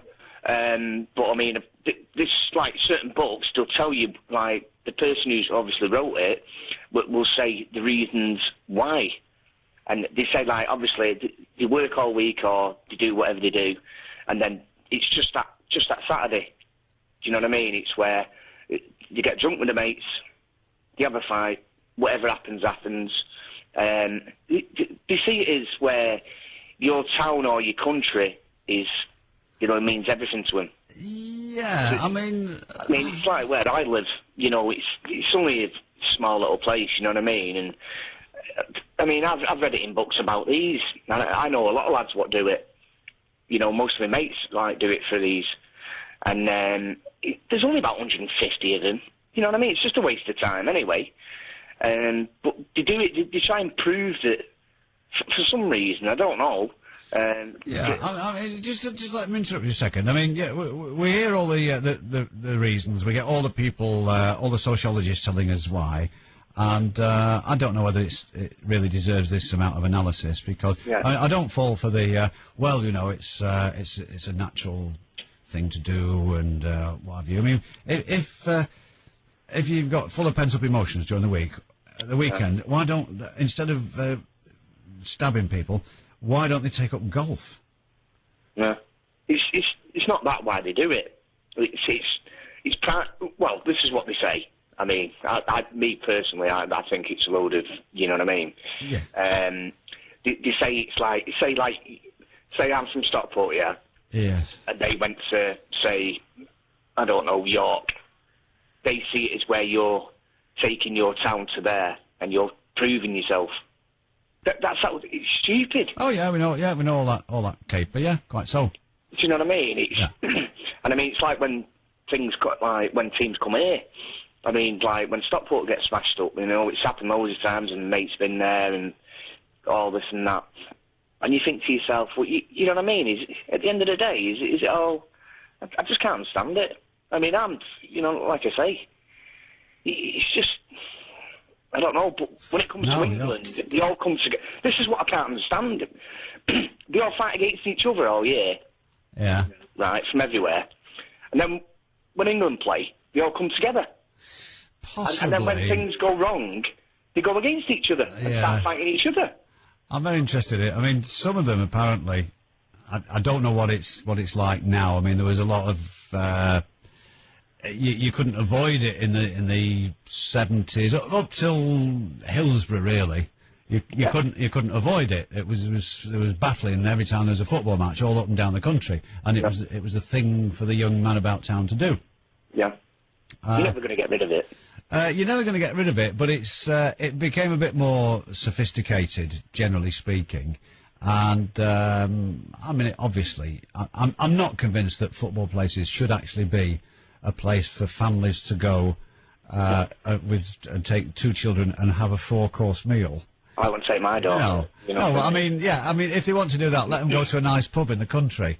Yeah. I still like football to be about, I still wish we could stand up, and it's still about having a laugh and behaving perhaps a little more in a rather bawdier fashion than you might during the week. Yeah. And I'm not... But anyway, the point is that some of today's hooligans, and I actually overheard one on a train once, on his mobile, organising a fight. Yeah, a lot of it's on the net now. Yeah. And apparently it's not... it's sophisticated to the point where it's not the fear that everybody had before Hillsborough of innocent people being filled in by football hooligans. They actually arranged to meet. It's like the Royal Flying Corps, and they have an agreement, and it won't inconvenience anyone who's out doing the shopping. Yeah, providing the police don't get to know about it. They don't usually go for the innocent ones, you see. I mean, obviously, they'll meet in a certain place. Say, like, if somebody wears a scarf or whatever, things like that, they won't usually go for them. They'll just leave them alone. Yeah. But it's just, I don't know, it's hard to explain, really. Yeah. I mean, it's like most of the stuff you don't get to hear about anyway.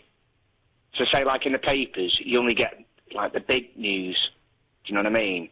It's like, it goes on every ground, every week. Do you know what I mean? Simple as that. Well, there's always a little bit. There's always someone who starts acting the goal. But to go back to your point there about the people would do it irrespective of the free drink. The point that was being made was that for a start, the serious, and I'm only going off what I've read about people from people who've infiltrated them and what have you, is that you're serious. I'm not sure which way around these words should go, really, but your serious soccer-related hooligan would, for a start, wouldn't drink. Because they don't want to behave stupidly. They want to have a clear head. They want to know what they're doing. The drink is for your next grade of football lout who swans about. But the point is, you said it would happen anyway. But the complaint about the Paraguay game was that because drink was so cheap and so plentiful, and nobody was exercising, not that they're required by law to do so, but nobody was exercising any restraint in saying, well, maybe, there is a lot of beer going out of the shop.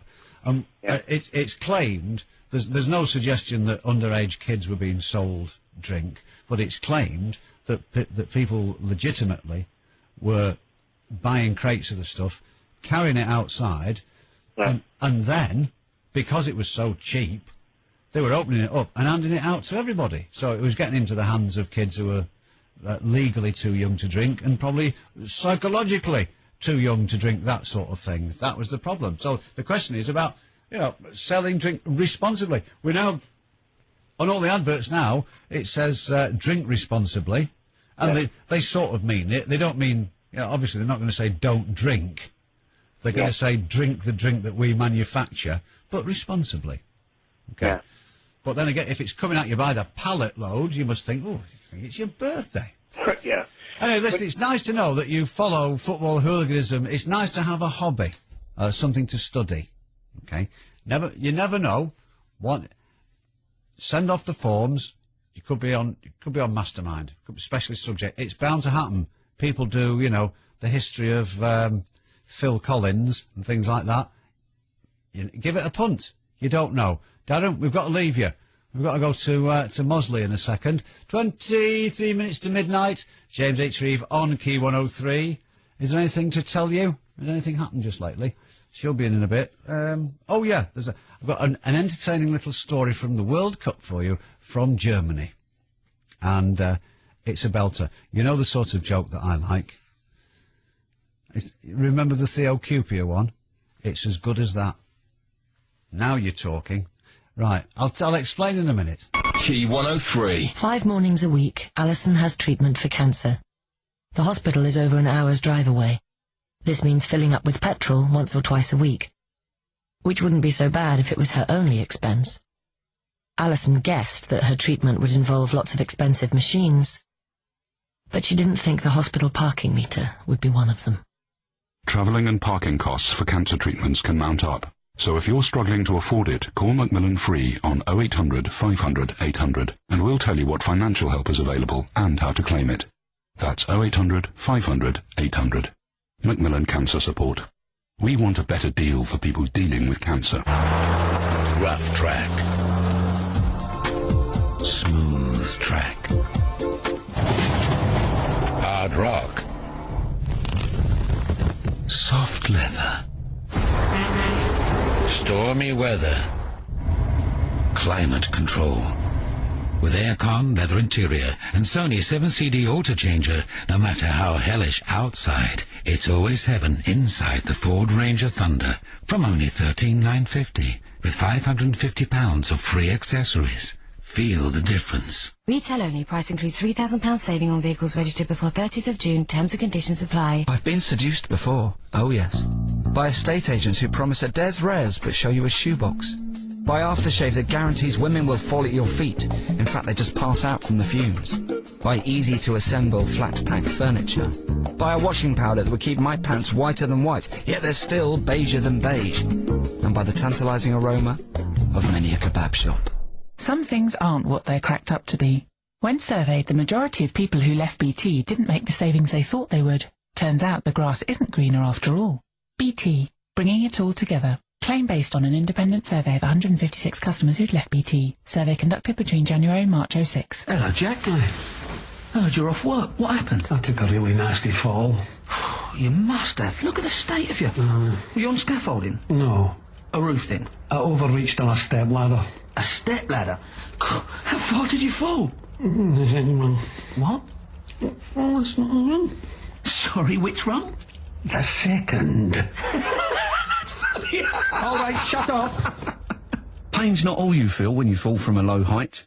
Every month, over 170 people discover that even a low height can be a high risk. For useful safety information, visit hse.gov.uk/falls. Take a moment. Not a fall. Isn't it unbelievable the way banks treat you? You pay in a cheque. And you have to wait days before your bank starts to credit your account with interest. Waiting days? What's that all about? But not at Lloyds TSB. They're the first and only bank to pay you interest. From the day you pay in to the day your bills get paid. So if you use cheques, standing orders and internet banking, you could earn over 150 days more interest a year. If you're losing interest in your bank, switch to Lloyds TSB. Lloyds TSB, you first. Personal current accounts paying interest. Same-day interest on up to £1,000 of cheques a day. Paid in over counters 9 a.m. to 4:30 p.m. weekdays. Oops, there goes the bookshelf. Splendid, dear. Don't miss the IKEA sale with over 2 million items half price across all stores. Now on. The James H. Reeve phone in on Key 103. Call now on 0161 288 0103. Whatever you like. Ian's in Mosley. What did I promise to do? I can't remember now. It was so long ago. Doesn't matter. I'll talk to Ian instead. Hello, Ian. Hi, James. Hello there. You live in Mosley? Yes, I do. Yeah. You ever go and watch him? No, I don't. Droylsden, actually. Droyle? Oh, blimey. Yeah, the Bloods.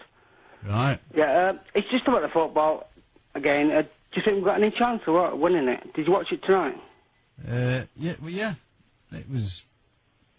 They were all right. They were better than they were in the first two. Yeah. They were playing a better side, but against a better side, they dropped 2 clangers. Well, you know. Yeah, I don't know what that last one was. Complete throw-in on... What? The throw-in, the last one. What, they're equal... Sweden's equalised every time. Yeah. Well, it was just nobody seemed to know what was going on. No. You're right, shambles. Anyway, listen, I'm going to tell you something. Mm-hmm. Oh, this is the amusing story I was going to tell you. You ready for this? Go on. 2 England fans in Cologne parked up, presumably for, to go to the match and what have you. And they thought that... And you must have done this yourself. They thought, we must remember the name of the street where we've parked the car. Right. Okay? Even better, they said, we'll write it down. Now that's a good idea, isn't it? Yeah. Right, so they wrote it down. They wrote down the name of the street, looked at the sign at the end of the street, and wrote down Einbahnstraße. Got it? Einbahnstraße. Einbahnstraße. Right. Okay. So they come back and they got to Einbahnstraße and they said the car's not here. So it's funny. Oh no, hang on, this isn't the street where we left it. Didn't we leave it over there? So it went over there, and that was called Einbahnstraße as well. And the car wasn't there, so they went round the corner, and that street was called Einbahnstraße. So eventually, they stopped a copper. He said, "Excuse me, we're looking for Einbahnstraße, but they all seem to be called Einbahnstraße round here." He said, "Yes, they will be. It means one way." And it does. Yeah. Yeah. Thank you. And, it's a true story. I believe true. Yeah. Yeah. It's a good one. Anyway, yeah, they found it, thanks to German police. A fine body of men. Right. Is that it? Yeah, well, yeah. Oh, right. Oh. Sorry. What to get excited about, was it? Well, no, it's a good joke. It's not a joke, it's a true story. It's a, yeah. a humorous anecdote. Yeah, that's what I meant. Yeah, life's stranger than fiction. Whatever. Why can't we beat the Swedes, though? Why can we not beat the Swedes? Well, I don't know whether... It's not... You don't know about these things. It is something about them, isn't it? Well, I don't know. Why can't we beat the Swedes? I don't know whether that affects you. It may be... you know, when you say we and the Swedes, going back to 1898 or something, you know... They're completely... Each time the teams meet, they're two completely different sets of blokes. So it's a mere question of labelling the fact that 11 men who call themselves England can't be 11 men who call themselves Swedes, even though they've met... 7 years ago, whatever. Yeah, 11 times since 1968. But why? I don't know. Maybe it does. I can't see why it should, but maybe it does act as some sort of... exert some sort of influence on you.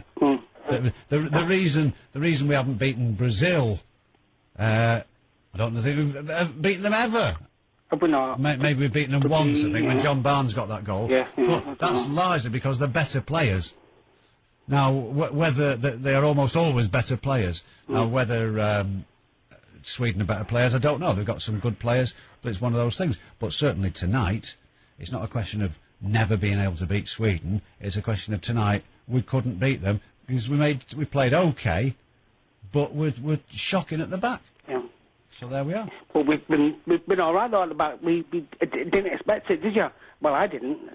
I thought we would make a mess of it somehow. I was convinced. Right. Well, that's how we did then, isn't it, at the back? I tell you, what was I going to say? Somebody told me a very interesting fact. Yeah, another antidote. Yeah, I'm full of them. No, it's not an antidote, this one. This is a true story. They all are. How many of the players taking part in this tournament were alive when England won the Cup in 1966? 66? Yeah. Were alive. Well, the average is something like 26, I think, in the England team. Yeah. No, I mean in the whole tournament. Oh, I thought you meant the England team. No, the whole World Cup. All right, 66 then. No. How many? 66. Give over. That's I don't fine. know.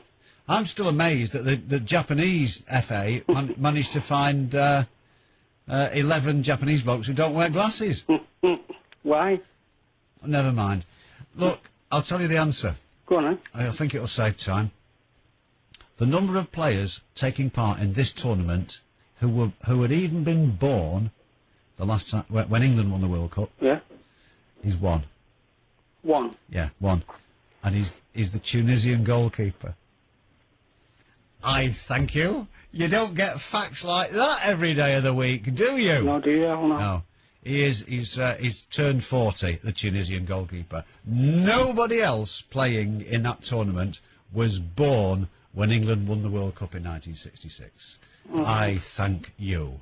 Get off now. There we are. Oh, I meant to say, give my regards to, Jason. I can't remember his name now. Anyway, my mate Jason. I can't remember his name, so if you know anybody called Beckford, that's it, Jason Beckford. It is Jason Beckford. If your name's Jason something else, then that isn't specifically addressed to you, but I send you my very warmest regards nonetheless. I think that covered, that avoided any upset, didn't it?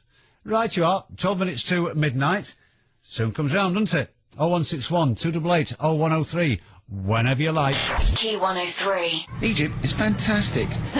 It's a country where everything's beautiful. The people are so cool. When you're here, there's a kind of magic. It's great to be here. Egyptians treat you so well. Unforgettable beaches. Egypt is like a dream. Will I come back? Of course. Nothing compares to Egypt. If you left your heart in Egypt too, make sure to say so at the Love Egypt Club at www.egypt.travel. This is what it sounds like when a high-speed train hits a person on a level crossing.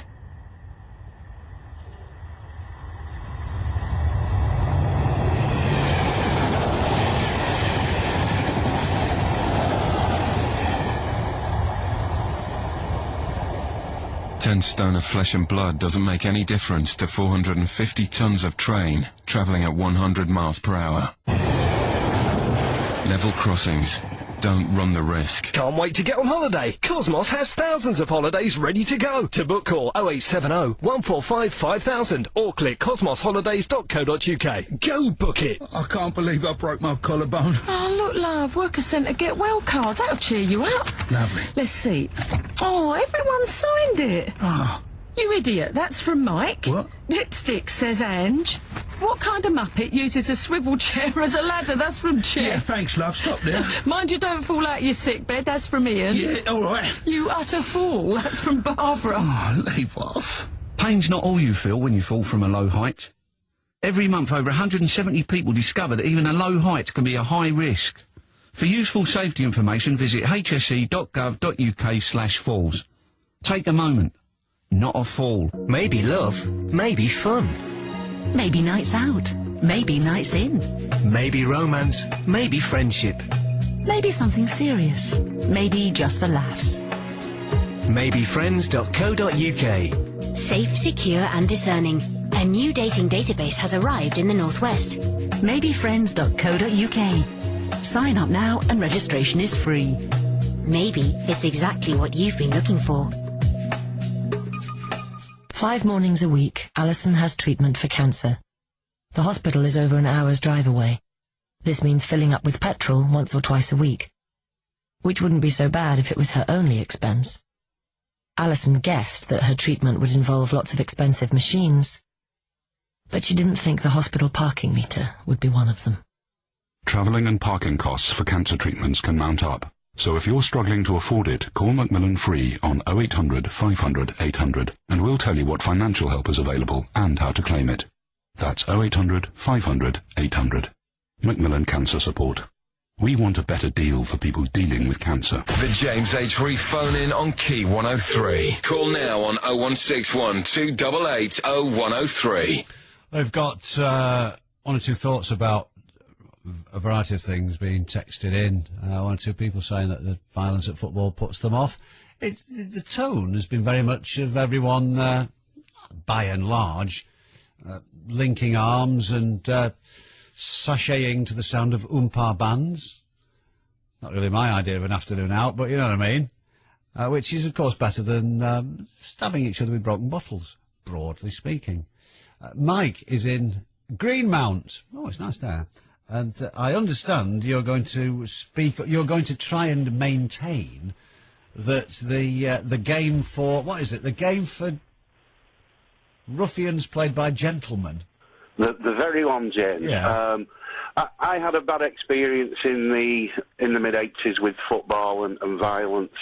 Went to a local game, got caught up in a real bad spot of violence, and after that experience decided I would no longer go to football. Some friends taught me into going to rugby league, and the first occasion I went, I couldn't believe it. No segregation, drinking on the terrace, no aggravation whatsoever, and from that point on I followed rugby league, never seen any trouble, and the other side of the game that I thoroughly enjoy, the players never argue with the referee like they do in football. There generally seems to be a lot more respect for the opposing players, the officials in the game. I think it's a real good day out. I would have to say I would introduce rugby league referees into association football, where the slightest dissent, the slightest anything other than yes sir is treated as foul and abusive language. And I would also, although it's a bit difficult with it being a summer game now, it might be hard for them to get the time off, but I would also put all rugby league referees in charge of Wimbledon. On what grounds? On the grounds, let McEnroe, or whoever fancies himself as the next one, let them start giving it that to the bloke up the ladder. And if there's a rugby league referee up there, that'll be the end of that. I think the football's got an awful lot to learn from the rugby, especially the amount of sums of money now involved in football. I can never understand why they've never gone down the route of a video referee as well. Oh, well, long story that, mate. France apparently had a good goal disallowed, was it yesterday or the day before? And, you know, this comes, the discussion comes around time and time again. And sometimes, you know, there are very significant goal line disputes. You know, the one at Old Trafford where it was 2 foot over the line, and what was his name? Was it Carroll? Yeah. Scooped it out. The referee never saw it. It does go on. But the trouble with video replays in soccer is very, very difficult, son. You know, because rugby is a stop-and-start game. Cricket is a stop-and-start game. Soccer isn't. I know it stops and starts, but it's... I mean, I won't go into the whole story, but can you imagine? A ball appears not to have gone over the line. Everybody's appealing. While everybody's appealing, it's hacked down the other end of the pitch, and it's in the back of the net there. What do you do? What do you do about that? You can't stop it and disallow that goal and make everyone go back to where they were and what have you. That's something for the future, but yeah, I mean, yeah. With regards to the violence, why do you not get it at the rugby but you do at the football? I don't know. It's a question which has been asked many times. The game's not the same. It's somehow... I know, I've just realised what I'm going to say makes no sense at all, because, of course, rugby league, its very roots are in the... working class. Yeah, the old industrial towns, and you would think, you know, probably more so than soccer, but somehow it's soccer that's caught the imagination and attracted all these things, good and bad. It's only 20 years since... I'd love to find out what happened to this bloke. Colin Moynihan. Does that name ring a bell? It does ring a bell, actually. Yeah. He was the Minister of Sport. And he wanted to give all football fans ID cards.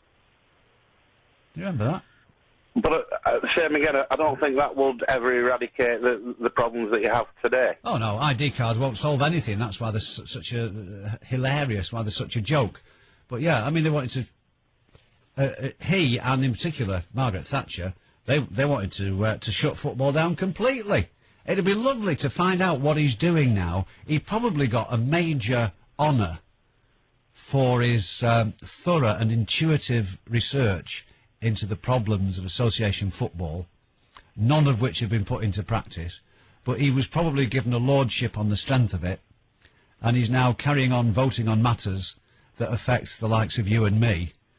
Occasionally perhaps thinking to himself, isn't it funny, I wanted to do away with football, and now it's the singular most popular game on the entire planet, and has the turnover of several large Middle Eastern nations. So that was a bit of a ricket, wasn't it, I'm afraid? Just one quick point before I go. Jackie, try and find out where Lord Moynihan is, the former sports minister. Give him a ring. He's probably blagged a ticket for the England game. That's where he'll be. Yes? With regards to football, are you not due to do another DVD with Bernard Manning? Because I thoroughly enjoyed the first one. Well, I'll have to see if Bernard and I will be having a script meeting. We'll be doing a bit of writing together. Glad to hear it. What do you want? What was going to say? Yeah, I was amazed, though, you're quite right, at the City of Manchester Stadium, where Australia played there, didn't they? England and Australia play there? Yeah. Or Great Britain and Australia, rather, yeah. And I absolutely amazed. You could take your pint into the stand. You could take your drink sit there watching it with your pint in your hand.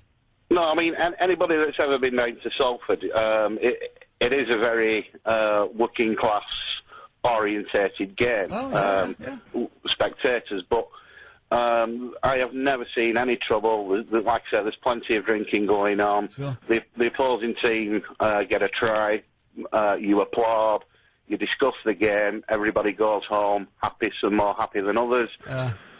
But a great atmosphere. You don't applaud. You still give it a bit of, you know what I mean. But I remember going to see Salford playing somebody ghastly, like Bramley or Liverpool City or somebody like that, something terrible. And there was a horrible woman who was like, she had a big black raincoat on with a belt fastened up, massive, looked like Bessie Braddock. And she was just shouted Yorkshire obscenities all the way through. It was actually quite funny, because everybody stood around and was just laughing at the fact that she was such foul-mouthed and slightly mentally defective, clearly. Not the correct number of teeth and all that sort of thing. Probably was... Sounds like my ex-wife. Yeah. In fact, I think she was thinking about it. She was the mayoress of Batley, I think. Well, supporting Wigan, I've not had a great deal to laugh about recently. No, it is bad. I have, though. Just a minute. Jackie's gesturing in some... What do you want? The gentleman you were talking about, Lord... Moynihan. He is now chairman of the British Olympic Committee and chairman of Sport England. He's not. There you go. This is the man who described football as a social ill. Yep. This is him. British Olympic Committee chairman and Sport England chairman. There you are, Mike. There's hope for us all, isn't there? There is, James. There's hope for you. Can drop. You can get it that wrong and get a better job. Fantastic. Michael, carry on. Thank you very kindly for your contribution. I don't know why it's never. Maybe it's not had the size of fan base, and maybe the number have sort of psychological effects on people. I don't know. But then again, some of the worst clubs now for fighting are, Cardiff and Swansea. They have some of they're the nastiest kick-offs between those two. Yeah. And Barnsley and Sheffield Wednesday, things like that. They're really nasty. Anyway, there you go. Steve says, and this is what we like. We like the reasoned approach and the thought-through summary.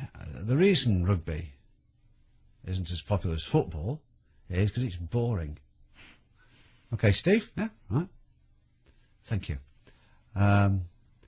Football involves contact with feet. Rugby is fondling each other's breasts and hands. Which is more likely to get injured? Oh, I don't know. That's from Rumbled Bee. Lovely. Okay. I don't know what it means either.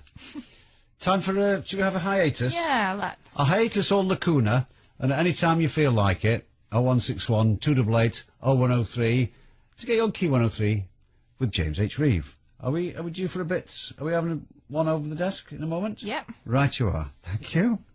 So, will you pick sexy Salzburg, birthplace of Mozart and setting for the sound of music? Or would you rather Bratislava? She's a 24-hour city, but will you keep up? Or will you have a crack at Krakow? Beautiful by day, but what a sight by night. The choice is yours. With Sky Europe Airlines, the choice is even easier. Just £25 each way, including taxes, can get you a date with these European cities, thanks to Central Europe's largest low-cost airline. Just visit skyeurope.com. Skyeurope.com. More Europe to discover. Terms and conditions apply. Egypt is fantastic. It's a country where everything's beautiful. The people are so cool. When you're here, there's a kind of magic. It's great to be here. Egyptians treat you so well. Unforgettable beaches. Egypt is like a dream. Will I come back? Of course. Nothing compares to Egypt. If you left your heart in Egypt too, make sure to say so at the Love Egypt Club at www.egypt.travel. Can I help you, sir? Yes, I'd like to vote on the future of this bank. Ah, right. I'll just get a, ballot paper. There you go. I'm sorry, you've just written this. So? Well, it's to vote on your lunch. Yes, pork pie or Scotch egg. I don't know. All right. Should I grow a moustache or a goatee? I don't want to vote on that. Well, what then? Something of consequence about the bank, preferably. Ah, I see. Right. The new carpet. Red or mauve? This is ridiculous. You're the one who wanted to vote. Can't handle being on the spot, eh? Imagine if I gave you something important to vote on. Unlike some places, at Nationwide we let customers, not shareholders, have a say in how we run our business. If you're an eligible Nationwide member, you'll receive a voting form complete with an easy quick vote option to make things simple. Just return it in the prepaid envelope or pop it in the ballot box at any Nationwide. And for each vote, Nationwide will donate money to disability sport events. Up to £100,000 in all. Look, I just want my voice to be heard, OK? Oh, right, well, try cupping your hand round your mouth like this. Hello? Hello? Nationwide. Proud to be different. Welcome to live coverage of the England game. And England kick off. They pass it around a bit. And it's half-time. Let's hear what the panel think. Well, Stop you there. We're back for the second half. OK, bit more passing and tackling. And there's a goal for England. Oops, shoddy back pass there. Oh, another goal. Back and forth, another goal, another cross. There's the final whistle. Gotta go, got a plane to catch. Can't wait to get on holiday. Cosmos has thousands of holidays ready to go. To book, call 0870 145 5000 or click cosmosholidays.co.uk. Go book it. The James H. Reeve phone-in on Key 103. Call now on 0161 288 0103. You can, but not just for a second. Because you can't be in two places at once. I'm good, but I'm not that good. Yeah, like Fred Flintoff. Yeah. Gary Bushell said, James H., I'd like to say tonight's show has been as enjoyable as eating condensed milk strained through Steve Penk's jockeys. Oh, yum. But I believe he goes commando. Wow. So, is the condensed milk still there? I've left it in the fridge open, somebody will pinch it.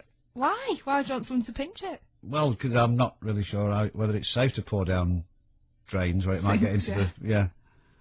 Might get into the system. If everything got bunged up. Yeah. Who's been pouring condensed milk down the sink? Oh, who's been pouring condensed milk? Dunno. Wait a minute. Amusing anecdote. We need a jingle for You that, don't we? always do this. What? Do what? I haven't No, I haven't touched anything. Oh, yeah. Yeah, here we are. Do you know, I've been saying for months I'll get a little sound like Morse code thing to indicate news from around the world. Yeah. But I haven't done. Okay. So that's it, I haven't done. Right, Yeah, okay. no, right. Canadian woman arrived home. I love this. It's always reasonably safe to say that... Would you just tell the story? No, yeah, it's at one time, strange things always used to happen in America. If something really strange happened, people say, I bet that was in America. Yeah. And then Germany started to appear a lot. Yeah. And I've noticed the last few years, a lot of strange things tend to happen in, like... Within Shore. Oh, no, that's always been the case. Oh. In, ones that get reported in the paper. Yeah. Yeah. Eastern Europe. Yeah. Romania, there's a lot, you know, and you've no way of knowing. But every now and again you get one from Canada. Tell the story. Which is a safe bet because it's a big place. Anyway, a woman arrived home to find that her house had been broken into. Oh, no. Yeah. By what? cat. Bigger. A dog. Bigger still. A lion. Not in Canada. A giraffe. Most certainly not in Canada. Well, all right. Mate. Tiger. I've got out of a zoo. No, forget the tropical animals. This is Canada. Monkey. No. What animals do you associate with Canada? No, don't say. All right. It's not a moose. A bear. Yes. Hey. A tiger. The rare Canadian tiger. Oh no, that's Jacques Cousteau. That would be the rare Canadian underwater tiger. I don't know. Even rarer. Oh, right, okay. Well, that's not the end of the story. Go on then. So she called the police, and the police came. Anyway, guess what it was doing? Eating Go on. cornflakes. No. Oh. What would have cereal? No. Like the three goats. Yeah. What was the bear? Porridge. The bear was eating porridge. Was it? Yeah. No. Honestly, yeah. Was it straight out of the packet, or did it put it in a bowl? No, it hadn't made it. It had opened. What's Didn't warm it up or anything. No. No. It was just dry. Really? Yeah. With a few That's a bit raisins of a waste. in. Put some honey in it or something, you know. Jam. Yeah. No, it broken open a thing and it was eating porridge. Maybe the next time it does it, it'll... That's truth being stranger than fiction, isn't it? Isn't it? Should we do some emails? In many ways. Yeah. Anna Nastley says, "Hi James, please may I ask about your views on the NHS or going private? I take it you're NHS through and through. I mean, if you'd gone private, you would have had a better fitting wig." Jane in Salford says, "Hi Key 103, I was late switching on and I missed the bit about the Jaffa cakes. What's happened? What did I miss? Can someone do a quick recap?" That's the whole point. Nothing's happened. Sue in Denton says, "Hi honey. Just to let you know, my new equipment has just arrived for my playroom. If you're coming around later, I may let you out in time to do tomorrow night's show. Then again, I might not, you naughty boy." What's going on between you two? I've told her not to use the other email address. I bet you have. James, if you're 38, I take it you're talking in light years. Samantha in Wigan says, "Hi Jackie, just between you and me, is it true that when James thinks no one's watching, he strokes his wig and calls it fluffykins? Give us the gossip, Jackie." I couldn't comment on that. Nearly had my eye out then with my security thing. Go on. Yeah, Debbie and... I'm sick of it. I'm going to put I think I should see these. Do you? Oh yeah, I think I should have the last word. Debbie and Blakely says, "James, one morning my 7-year-old daughter picked up the post and asked me why the president of Occupier's post was being delivered to our address." The what? The president of Occupier's post. Oh, that's not bad. Oh, that's good. Oh, she's got the gag then, hasn't she? Yeah. This is a recruitment call from Chris in Sale. Oh dear. "We need Phil from Eccles to meet us tomorrow between 1 and 3, between the kebab shop and the church in Eccles Town Centre. Anyone who has nothing better to do should also come down and help us." We're not having anything to do with that. No, we couldn't possibly. David Swinton says... Do let us know. Yeah, let's get on.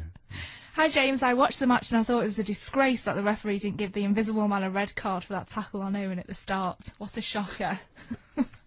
Oh, did you see the knee? Oh. Yes. Oh. Ooh. Paul in Oldham says, "Hi James, I don't want to worry, but I've heard a rumour today. Q103 might be bringing Columbo to investigate the mystery of the missing Jaffa cakes. Why don't you just confess, James? Columbo will get you in the end." It was on the other night. It was the one where he has to put his head in the guillotine. Oh, really? Yeah, but he knows. Was it a good one? He knows. Oh, it was a belter. Yeah. Feature length. On the same issue, John in Salford says, "Hello James, so you reckon you don't know anything about Debbie's biscuits. Would you be willing to take a lie detector test live on air and then we can ask about the wig as well?" I'd love it. And if Debbie could wire me up. Yeah, we'll rig it up, yeah. She could put, like... Does it have to be on flesh? Or oh yes. Does it? Very much so, yes. Yeah. She could attach things to anything that might... produce a reaction. Pulsate. Oh, aye. And the last one from Moira says, "Hi Jackie, I think I may have solved the great Q103 mystery. Where's the last place you'd look for the missing Jaffa cakes? Has anyone checked out the lumpy area under Wiggy's wig? He's got them stashed under there." Oh, I love this. Oh, dear me. That's such fun. I love that. I love the way people can take an idea and elaborate it and change it out of all recognition. I must tell you, though, in response to the inquiry about private versus national health, the argument about that, right. It's the story. It's a bit unfortunate, actually. It's the Is it regarding your wig? No, it's not to do with anyone's wig. Not that I have one. It's to do with a man who, very unfortunately, in an accident at a sheet metal factory, unfortunately cut off his right. his private part, all the lot. What? Oh, yeah. Yeah. And, it's a right mess. That's not funny. No, it wasn't, no. I mean, if there's anybody who's listening that this has happened to, then we very much sympathise and can send us a photo. So, they can't sew it back on. So he said, well, there's... Oh, did he pick it up? Put it in, A bag? Yeah. Well, it's like the... What did you do? Did you put it in foil? He's put it in ice, apparently. Yeah. Sorry, I don't know why I said that. How do you know? How do you know? Yeah. Have you got something to tell us? No. It's quite matter of fact you put it in ice. But, there's about ore in a plastic bag. Mm. Yeah. But that can have its drawbacks because... And if you can vacuum it. Eh? Go on. There was, of course, the bloke who unfortunately had his head cut off at work. And his mate, whose name may or may not have been Murphy. Anyway, he thought, well, they might be able to sew it back on. Yeah. So he put it in a plastic bag. Yeah. And drove him to hospital. And said, my mate, excuse me, sir, we're working around the corner, he said. And we have a bit of stuff left over. He says, my friend's cut his head off. He says, can you sew it back on? I'm trying to sound like an Irishman, but without doing an Irish accent in case it causes offence. Yeah. Right. So he said, I have the head here. He says, I have it here. Because they talk like that, don't they? In this plastic bag. Anyway, he sits in the waiting room for ages, and the doctor comes out and says, I'm sorry, there's nothing we can do. I'm afraid he's suffocated. Oh, that was silly to put it in a bag, wasn't it? Yeah. Is this connected? Was it in the same place about the guy who lost his... Yeah, on many of them, it says, do not... To avoid suffocation, yeah, isn't it? don't put it on your head. He did it nonetheless. Stupid. But the point is this, that the doctor explained to the man who's had his cut off, he said, that's Red Indian language for a woman, you know. Again, it's visual. In certain... Well, we're going to do that one night. In certain tribes, that... He said... unfortunately, he says, we're unable to save the organ. I know. He said, what we can do, though, he said, you've got option. You can... National health. Yeah. Or private. We can provide you with a prosthetic. I said, obviously, the national health one is a basic one, which may not be entirely convincing. And the private one, clearly there's a range, very pleasing and authentic. Can you choose the size and all that? manner of things. Yeah. You can have the super deluxe. Yeah. What have you. He said ranging from as little as £7,000 up to £15,000. He said, I realise it's a delicate, sensitive matter. He said, so why don't you discuss it with your wife tonight when she comes to see you, and I'll see you in the morning, and you can tell us perhaps if you come to a decision. Yeah, fair dues. I said, yeah. He said, how much? He said, I think they start at £7,000. And there's no upper limit, really. So I said, right. So the following morning, the doctor comes round again, and he says to him, he said, hello. Because he's that kind of doctor. It's nice. Yeah. Nice one. Comforting. And he said, did you discuss it with your wife last night? He said, yes. I said, did you come to a decision? He said, yes. Yes, we did, doctor. We're having a new kitchen. I can see where she would have... Yeah. I can see where they've made that decision. Yeah. And come to that, yeah. Think of what you can do in a kitchen and, Yeah. I mean, it's a lot of money, isn't it? Was I supposed to do something then, or was it you? Yes, no, you are. Right, You okay, are. what am I supposed to do? Good heavens, I'm supposed to do this. Right, listen, we're making our way into the, well, it's into, Wednesday now, isn't it? Technically. So, it would be very interesting to hear from somebody now who has been watching the match, imbibing, and just got back, because that usually makes highly entertaining listening. Otherwise, whatever you like, really. 0161 288 0103. I shouldn't imagine anyone at this point cares in the slightest whether Tony Blair's got a new plane or not. Is that a ridiculous thing to say? No. Oh, okay. But the something which I would have thought this might have engaged you tonight, and especially, as I say, what time is it? 12:15. Game kicked off at 8. You might have been to the pub afterwards, discussing it, and what have you. Yeah, there is criticism of the amount of beer which is involved in the yearly ritual of the World Cup. It seems to be cheaper and more plentiful than ever this year, and at least one store has been accused of being irresponsible in just pumping it out. Crates and crates of beer for, it works out about 20p a bottle. 40p I think it worked out a bottle, which would it cost you probably anything up to 8 times that if you were buying it to drink in a pub. But because it's summer, it's the World Cup, you can just carry it away by the armful. Because it's so cheap, people don't care how much they drink, they don't care who they give it to. Kids are getting hold of it indirectly, and it's been suggested that that's one of the things that went wrong with the screening of the Paraguay match in the middle of Manchester. 0161 288 0103. Has the World Cup become just an opportunity like Christmas, just to mostly drink? And I know it's a nice spectacle now, it's all highly organised, but where is the innocence of yesteryear? 0161 288 0103. These are the 3 songs you're listening out for on Key 103's £25,000 triple play.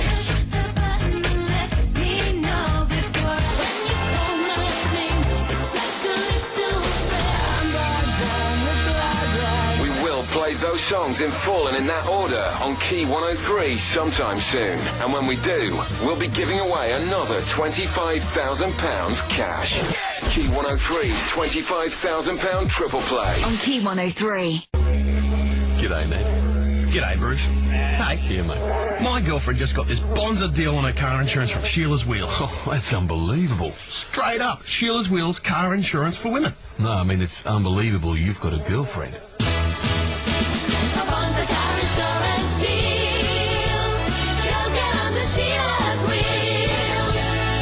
A deal, girls, call 0800 085 6919 or visit SheilasWheels.com. Terms and conditions apply. He's headed in home again! Football. I'm tired of football. And footballers. I wouldn't mind their money, though. Don't dream about the lifestyle of a footballer's wife. Win it with Boots and Coca-Cola. 2 nights in a 5-star London hotel, tons of pampering, shopping at Tiffany's and Harvey Nichols, plus dinner at 2 swanky restaurants. Drop into Boots before the 5th of July for how to enter, plus our special deal of any 2 500ml bottles of Coke or Diet Coke for £1.30. No purchase necessary. Conditions apply. Boots and Coca-Cola. It's the perfect match! 5 mornings a week, Alison has treatment for cancer. The hospital is over an hour's drive away. This means filling up with petrol once or twice a week, which wouldn't be so bad if it was her only expense. Alison guessed that her treatment would involve lots of expensive machines, but she didn't think the hospital parking meter would be one of them. Travelling and parking costs for cancer treatments can mount up. So if you're struggling to afford it, call Macmillan free on 0800 500 800 and we'll tell you what financial help is available and how to claim it. That's 0800 500 800. Macmillan Cancer Support. We want a better deal for people dealing with cancer. Egypt is fantastic. It's a country where everything's beautiful. The people are so cool. When you're here, there's a kind of magic. It's great to be here. Egyptians treat you so well. Unforgettable beaches. Egypt is like a dream. Will I come back? Of course. Nothing compares to Egypt. If you left your heart in Egypt too, make sure to say so at the Love Egypt Club at www.egypt.travel. Babe, I don't want to scare you, but something very weird is going on. What's that, love? We're sitting in TGI's, and I'm eating a delicious Cajun chicken sandwich with fries. Yes? But it's daytime, and it's a huge portion, and it cost me less than $5. It just doesn't make any sense. Lunch has arrived at TGI Fridays with full-size main courses from just $4.95. Available Monday to Friday, 12 to 3. TGI's in daylight? Try it. It's only a tiny bit weird. It's not even Friday. I'm telling you, those Americans are up to something. The James H. Reeve phone in on Key 103. Call now on 0161 288 0103. Oh, yes. By the way, our entirely free, useful facts earlier about who's the only player taking part in this year's World Cup who was alive when England won it in 1966. I'm telling you this, you can stun people in the pub with it. You can stun people in the pub with one of those very heavy cast iron stools, can't you? But better, really, to cause them to reflect and ponder by asking them who's the only player taking part in the tournament in 2006 who was born when England won it in 1966. The answer is, I don't know his name actually, which rather spoils it. You'll have to look it up. But yeah, I know. Just that little bit, it's a bit like England, isn't it? Just that little oversight. Yeah. Spoils the whole effect. But you can find out. Anyway, he's the Tunisian goalkeeper. Now, somebody went to the Herculean trouble of managing to, I should imagine, rather like Davy Crockett at the Alamo, or perhaps it was Durnford at his Andalwana, as the tribesman. And anyway, look, he managed to prop himself up and managed to text with his dying breath, "What about Oliver Kahn?" Message ends. Well, he's 37, so that's the end of that. And I'll tell you what, he was 37 on the 15th of June. Oh, no. Yeah. Only a matter of days after my birthday. Oh, yeah. And also only like just less than a week ago, wasn't it? Oh, yeah. Yeah. So there you are, you see. So, Fröhlicher Geburtstag, Oliver. And he was born in 1969, so there you are. So that was a text too far, wasn't it? Thank you. Simon's in Oldham, I'm led to believe. Simon in Oldham, you're on Key 103, the biggest, most thrusting phone in the Northwest. Hello there. You said Simon was drunk.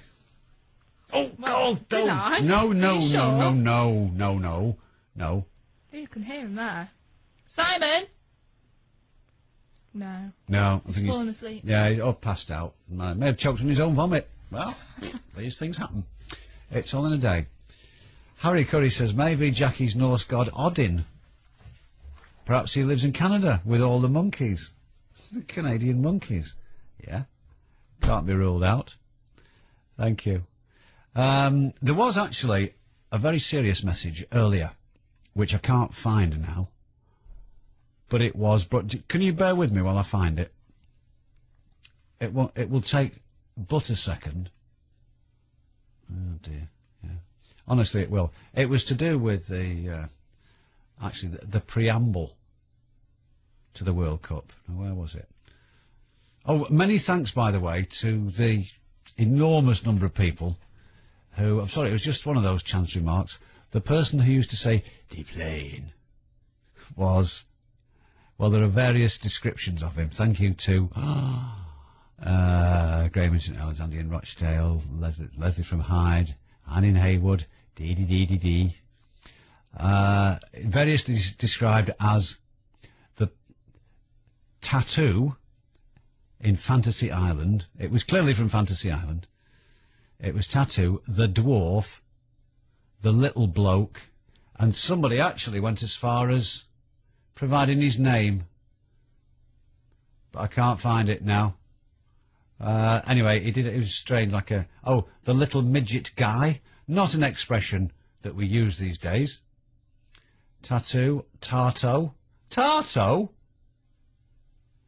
And somebody did say his name, but I can't remember it. So there. Well, I can't find it. But a number of people have complained that... Where is it? I'll have to try and find it. It was a complaint about the national anthem. Traditionally, a difficult time for professional sports people. Oh, yes. And somebody was saying that that 2 England players didn't really appear to be putting their heart and soul into it. And one of them was Wayne Rooney. Let me find it. Well, here it is. I've got it. I've found it. James, this is appalling. I watched the England match tonight, and I sang along to the national anthem like every other decent Englishman. Did you? And he was watching it on his own. So, why couldn't Hargreaves or Rooney even move their lips? Rooney, after all the backing of the public in the last eight weeks or so, could surely have learnt the words. Where's the respect? And then the message ends in, abruptly, as they tend to do. Well, I think, I said before, I don't know whether he can't remember it, but I'm told Wayne Rooney, he only moves his lips when he's reading. And Owen Hargreaves, I really don't know what everybody's got against him, because I've never really seen him play, so I'm not in a position to pass a judgment. But what I have done, I've heard him speak, and I can't make out what accent is that. He's British-Canadian, isn't he? But there's like a little bit of... There's even a little bit of Long John Silver in there. Is there? And yeah. And you'd know all about that. Certainly. And then it sort of goes like a little bit of American, then a bit of Northern Ireland, and then a little bit of East Anglia. Oh, interesting mix. Yeah, that's all I can tell you, frankly. Simon in Oldham, have you found him? Have you located him? He's there now. Is he? We'll see. Simon in Oldham. Oh, he's doing this on purpose then. Is he? Is he? Maybe he thinks it's a laugh. Has Simon got a phone number? He has, yeah. Has he really? Yeah. Well, of course he would have to have for you to ring him. I've rang him back, yeah. Have you written it down anywhere? I have. Yeah. Right, well, don't let it fall into the wrong hands. Possibly. Will you? Right. I don't know. Does anybody ever sing the national anthem these days, really? Yeah. 1 or 2 started at this do that I was at. Really? Yeah. Did it scare you? A bit. It's quite a good national anthem, though, isn't it? Well, it should be. About another 4 countries use it. Liechtenstein uses it. Is it Liechtenstein? Really? Oh, no, here we go. This is the sort of thing that'll have people... It's the proms and stuff. Get involved. They get into it all, don't they? There's... where is it? Somebody we played in the European Champions.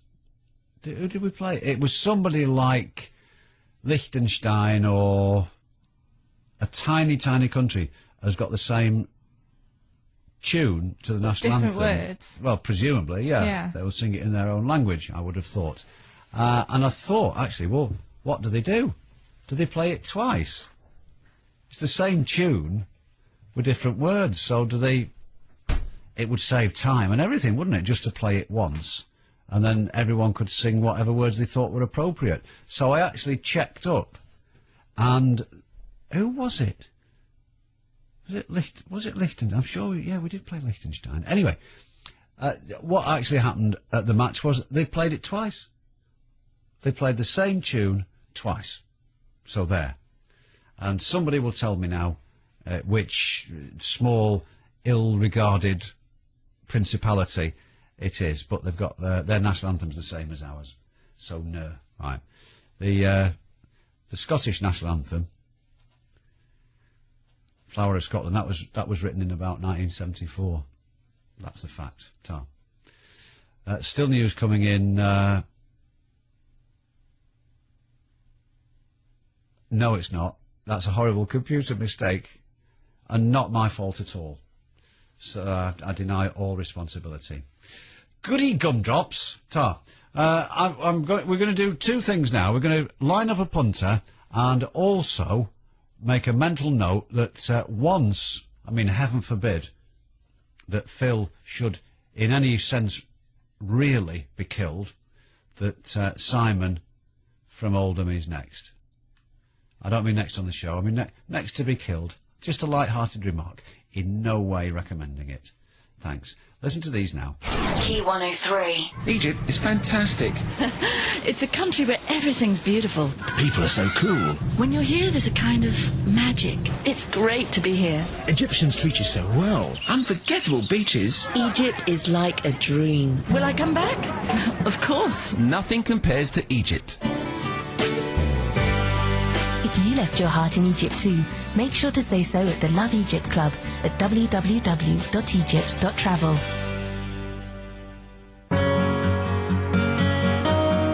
Wouldn't it be a good idea to be able to move your mortgage without paying hundreds of pounds in setup fees? We think so too. The fee-free mortgage from Abbey. Pay nothing on booking fees, nothing on standard legal fees, nothing on valuation fees. Pay absolutely nothing to remortgage to us. Call 0800 80 80 80, visit abbey.com or your local branch for details. Abbey. More ideas for your money. Available on selected tracker products. Early repayment charges apply for 2 years from completion. Free valuation up to £1,100. Calls recorded. 1,400 text messages. And 100 minutes per month. On any Orange Pay monthly mobile phone. When you join the Dolphin £30 package in June. Sounds good, doesn't it? So for 1,400 texts and 100 minutes per month on the Dolphin £30 package, visit your local Orange shop this weekend. Subject to an 18-month contract. 1,400 texts for 6 months and 1,200 texts for 12 months. Ends 30th of June 2006. Terms apply. The James H. Reeve phone-in on Key 103. Call now on 0161 288 0103. Just a terrible thing. I've just seen a photograph of a Sweden fan who looked exactly like Alan Titchmarsh. Well, it's terrible that anybody should look like Alan Titchmarsh. What's that? An apple. An apple. As long as it's not an orange. Don't ever eat an orange in the same room as me. Why? Because whose name's on the jingle? Yours? Well, can Right, you play it? right. Can you play it? Well, not unless you line it up. No, I've no idea how to do it. Just bear that in mind. Let's bob down Urmston way now. Come in, Urmston. Are you receiving me, Urmston? I'm receiving you, James. Hello. Hello. Hello there. First of all, James, I'm quite a bit older than you, but do you remember standing at the end of a cinema? Watching all the girls go by? And singing the national anthem?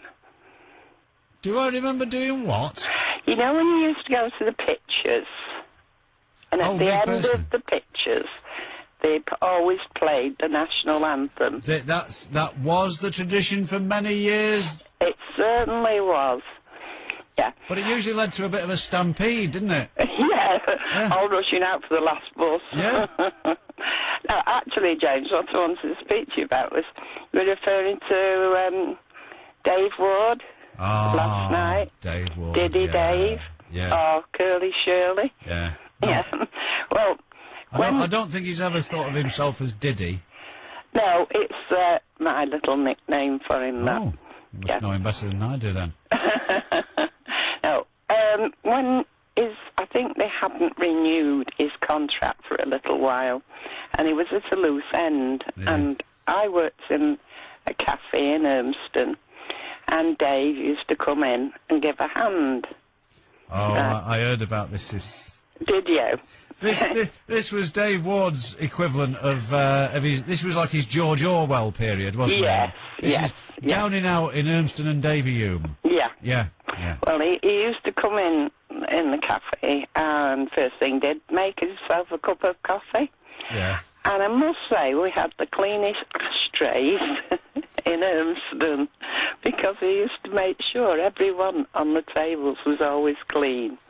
Oh, he's very thorough, you know. Oh, yes. Didn't do much else. Didn't like the washing up or anything like that. But he was quite happy cleaning all the ashtrays. Oh, you see, well, with his deteriorating mental state,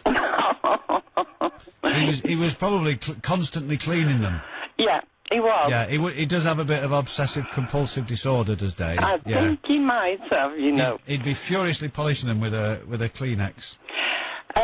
No, he used to have a damp cloth. Well, yeah, Yeah. A change is as good as a rest. Yes. Yeah. But he actually worked with us for about 6 months. You see, the thing is, I can't imagine Dave, having known him for many years. Yeah. I can't. If you ask for anything complicated. Yes. I can't see Dave remembering it between the table and the counter. No. No. No. He didn't. A customer didn't dare ask him for anything, because by the time it got to us, he'd forgotten it anyway. So he concentrated on the ashtrays and wiping the tables. All right. But he was a very nice person. I see him quite often in Urmston. Well, I go and see him. I take him. I take him for a push round the park now. Oh, these days. bless. I know. You are good. Did he do that? I was talking about this the other night as well. Did he do that when he said, I tell you, I saw in a film the other night? Yes. Oh, and off you think, oh, God. And we're struggling with him for ages to try and suss out who he was talking about. It's terrible with him. Yeah. He's forever doing it. Yeah, brought all these memories back last night when you were talking about him, and I thought, well, I won't ring you last night because it's not the right sort of night, is it? That's very nice of you to observe that recent convention, Jane. I'll tell you what I said to him once. This is true. Do you remember there was? It might not be your cup of tea, this, Jean, but there was a young lady I think of somewhat loose morals. Yes. Who had an artificially enhanced chest. Yes. And her name was, I'm sure it wasn't, but we were invited to believe that her name was Lolo Ferrari. Oh, no, I haven't heard him. Well, she used to be on a programme called Eurotrash. Yes. You probably like that, because that Antoine de Caunes, he was, right. Yeah. Yeah, anyway, and she got unfeasibly large, Yeah. Right. And it was all, anyway, she died. Right. So I said to Dave, and I know Dave takes an interest in anything like that. Yes. Yeah. I said, that Lolo Ferrari's died, Dave, do you know that? He said, what was he in? Honestly. He did. Yeah. I can believe it, actually. Yeah. I can't really. Lolo Ferrari doesn't even sound like a bloke, does it? No. Mind you, he used to get quite put out because we had, well, he was bloke, but transvestite. He used to come in the cafe quite often by the name of Joe. Yeah. And spelt J-O, no E on the end. Yeah. And he used to make comments over this person because always wore the same clothes. Oh, yeah. Always. Couldn't get clothes. Obviously, big feet, big hands, big body.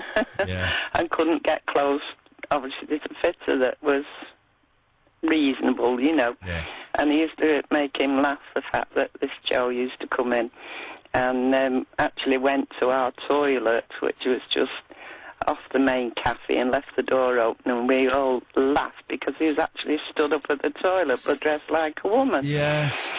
Well, we have one or two listeners who could probably advise on that one. Now, I'll tell you what, I'll have a bet with you, Jean. Yeah. I bet Dave didn't use the toilet. I bet he used to go home. I can honestly say I never saw him all the time he was there use the loo. No, he wouldn't. No. No, he'd go Bottle home. it. Yeah. Oh, it's only round the corner. He would. Yeah. Yes, he didn't live far away. Yeah. Because Dave, when he's out of the house, you know, in somebody else's, he can't. Yes. He can't. He can't. Use their. No, he can't initiate. You know. Oh, right. No. Right. It's a nervous thing.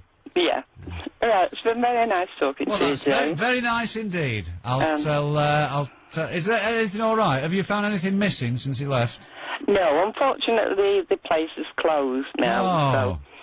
So Well, he's very good at that, closing places down, Dave. He probably had something to do with it. In fact, his agent gets him a lot of work in that line. Oh, right. Yeah. Does he still work Saturday and Sunday morning? Oh, he's on our sister station. Yes. Magic 11:52. Till further notice. Because Saturday morning, he didn't come in the cafe. Obviously, he was working. Yeah. And He's very versatile. Yes. And it was my 70th birthday. It never was. It was, yeah. And he made a point of playing a tune for me and mentioning my name. I remember it.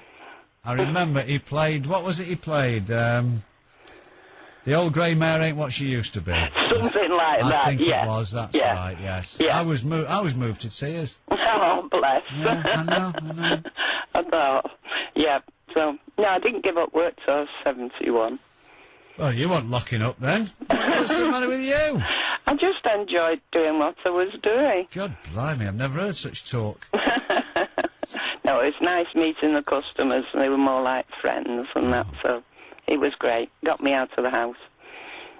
God, well, it was either that or the co-op, isn't it, Jean, eh? Definitely, yeah. I must tell you just a little story, actually, about the co-op. Yeah. I bought a tortoise a few months ago now. You bought a tortoise? Yes. See, that's what I can't understand, man. Anyway. Do you mind me asking you how much you paid for that tortoise? £160. His name's Costa. Costa Packet? Yeah. Yeah. You Anyway. Whoa, hang on. What's the going rate for a tortoise? About 200, actually. Get out of my face. £200 for a tortoise? Wasn't signed by Charles Darwin, was it? No, he's only tiny. Anyway, well, that's not the point. I know it's not outfit. They don't sell it by the pound. I haven't weighed him, actually. Charles Darwin could have written really tiny on it, but that's not the point. I mean, that's a lot of money to pay for a tortoise. It is, but he's so sweet. Don't they last for years and years? But this person, this pet stores that I bought the tortoise from, gave me all the instructions what to do and all this, and informed me that it only liked the greens salads bought from the co-op. No, well, that's not... No, she was perfectly serious. My daughter bought one at the same time, and she informed us it would only eat its vegetables bought from the co-op. No, I'm in So agreement with them. We stood there and imagined her asking these tortoises where they preferred the vegetables from, and them answering her the co-op. But she told us both. Are we being taken for a ride here? No, James, honestly, I'm telling you the truth. I can understand it when it says, always use, for best performance, always use genuine Hoover replacement bags. Right? I can understand that. Yeah. No, she informed us only to buy our vegetables from the co-op because that was the only place the tortoises would have them from. I proved her wrong, 'cause I bought them from all over the place, but according to her, she only got the vegetables from the co-op. Well, you see, you could have tested it by bringing in full view of the tortoise. Yes. Like an old co-op bag. but see if it went mad over it. Yeah, but with stuff you got on the market. Yeah, inside true. it. You see, Yeah. I might try that. That'd be like Yeah. Is it still going now, Jean? Oh, yes, he's fine. Well, I would hope so, for 160 quid. Hey, they'd knock some off because we bought two. How old were you when you bought a tortoise? 73. And you bought a tortoise? Yeah. You're 73? Yes. It's already all right, James. I've had one member of my family ask them, please, would I leave them in my will? Well, it is. I can't see you burying it. To be fair, No. Jim, can you? No. No. No. How long do they live for? About 150 years. I think. Yeah, it is for quite a long time. There's one. That's what I said. There's one that Charles Darwin actually. He rolled it over to take its temperature or whatever, and it's still knocking about there. I wouldn't be surprised. I wouldn't really. It is a tricky job. Yes. Oh, no, it's quite easy if you know where to stick the thermometer. Oh, all right. Thank you. Oh, do you know, she let us down. Let us down at the last moment there. Right. £200 for a tortoise. That's ridiculous. And more interestingly, when I was trying to be Columbo, why do I keep doing Groucho Marx? Didn't want to say anything Just about one of those that. things that there's no answer to it. Thank you. I'm just going to do a couple of text messages here. Owen Hargreaves has been living in Germany since he was about 3. That's why he can't talk properly. Okay, I'll go along with that. That's nice. You don't often hear that. He can't talk properly. Right. Paul in Middleton says, when we played Northern Ireland in the World Cup qualifiers, the national anthem was played twice. Was it? I didn't know that. But there was definitely... Ian in Altrincham says, it was Liechtenstein. Yeah, they played it twice. Your favourite player, Gary Neville, never sings the national anthem. A lot of them don't, though. Neither does Jamie Carragher. Well, it looks a bit... It's not very British, is it? David Beckham was there with his mouth wide open, wasn't he? Tonight, singing it. With full force. Victorious. Belting it out like that? Yeah. Happy Glorious. No, really.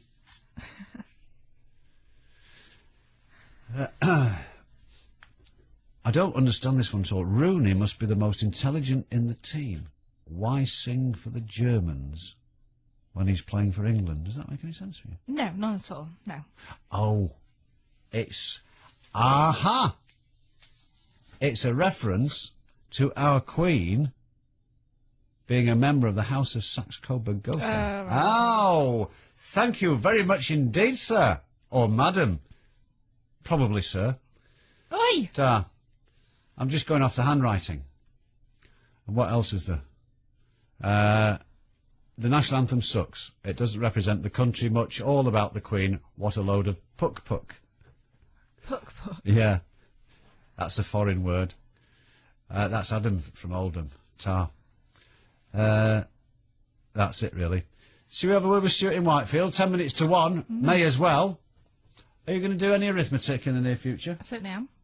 Okie dokie. Oh, and that's an interesting piece of information. Forewarned is forearmed. Stuart in Whitefield. Hello, young fellow. Hello, James. Stuart, welcome aboard Key 103. Why, it's nice to be here. It's nice to be anywhere. I know how you like to dispense with the normal pleasantries of how are you and all that sort of thing. Okay. But, so I'll do that then. Right. Listen, your lady on before. Who? The lady who paid an inordinate amount for a tortoise. Oh, yeah, Jean, yeah. I believe the market in tortoises is a bit slow right now. Anyway. I'm here all week. I was waiting for a laugh. Yeah. Yes, you would be. Didn't get one, I could wait for a while, yeah? Yeah, no, it's all right. Would have been knocked out by Ecuador by that time. Anyway, Yes. I could start off by apologising. I've not been listening this evening. Right. I am an avid and keen listener. I'm sure, yes. But obviously, due to World Cup commitments, I just tuned in and turned on and dropped out. Oh, right, but, yeah. The colours, man. Yeah. Well, quite. Yeah. But what did I want to tell you about? Yeah. We're all being shafted. I don't want to do a Phil of Eccles sort of thing on you. No. But basically, you know, now I've had a few drinks and been watching football, etc., etc., etc. I wanted to tell you and your listeners, well, you probably know anyway, but we're all being done over, big time. How so? By, well, yourself, obviously, you know, excluded, but by the media. Go on. Things are going terribly wrong. Terribly wrong? Terribly wrong. Yeah. It's difficult to say terribly. I know. Do you want a job here reading the news? Oh, very good. It's terribly difficult, yeah, with the BBC. But, you know, the NHS is quite clearly in some distress, despite having more money than it's ever had. Okay. Education is completely screwed. You know, our children are growing up without being able to read and write. You know, stuff we learned to do by the time we were 7. You know, they're leaving school at 15, 16, not being able to do it. It's a bit late now, and you're a bit slopped up. Yes, really. I am, but this is when things like this bother me. Well, yes, and it does crime seem is entirely out of control. Yeah. And basically, they feed us Big Brother and girls with big jugs in the sun, and say, well, you'll be happy with that. You'll be happy with that, you know. You don't have to buy it. Well, no, you don't have to buy it, but unbelievably, it's the biggest selling paper in the nation. You know, more people buy that than buy any other newspaper. Yeah. I quite take your point. Listen, the education bit. I know people who work in the game. They do say that things are improving considerably. Oh, sorry, my wife's shouting me to shut up because I'm shouting at you down the phone. Oh right, okay. But, you're not gonna stand for that, are you? Who wears the trousers in your house? Go upstairs and give her a good kick in, yeah. Oi, she wears the trousers. Well, she doesn't at the moment. She's wearing pyjamas, but nonetheless. Hey, listen. Did you hear about Stuart's wife? No. Oh, it's true. Yeah. Don't do it. Don't do it. No, she went to. She went to this hostel for battered women. Did she? Yeah. And they gave her a good idea. For being with Stuart? Yeah. Oh, very much doubt that. You twisted that one, didn't you? Oh, you turned that one right back on me. See, now there's something. She's on her way down now. We're all going to be in trouble. I'll blame you. So what are you saying, Stuart? What I'm saying is, you know, we're all fed nonsense whilst the no big important issues are being swept under the carpet. And it doesn't matter how much money this government takes, it can't get these things right. You mean the public services and?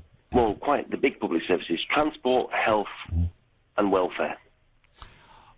I have to say.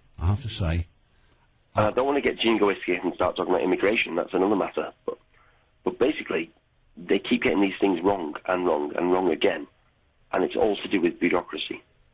It's not because I assume if you go into government, you really want to do a good job. You genuinely want to help people and get on with it. I think we can assume that's why most people start off anyway. It's a bit like joining the police. You think, you know, I'll change things, I'll protect people, I'll help. But sooner or later... let's not get silly. Sooner or later you just become one of them, don't you? And you join in with a whole... Mate, have I got time for an anecdote?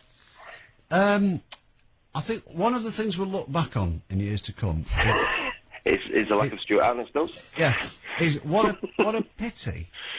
Look, we didn't have time for another one of Stuart anecdotes.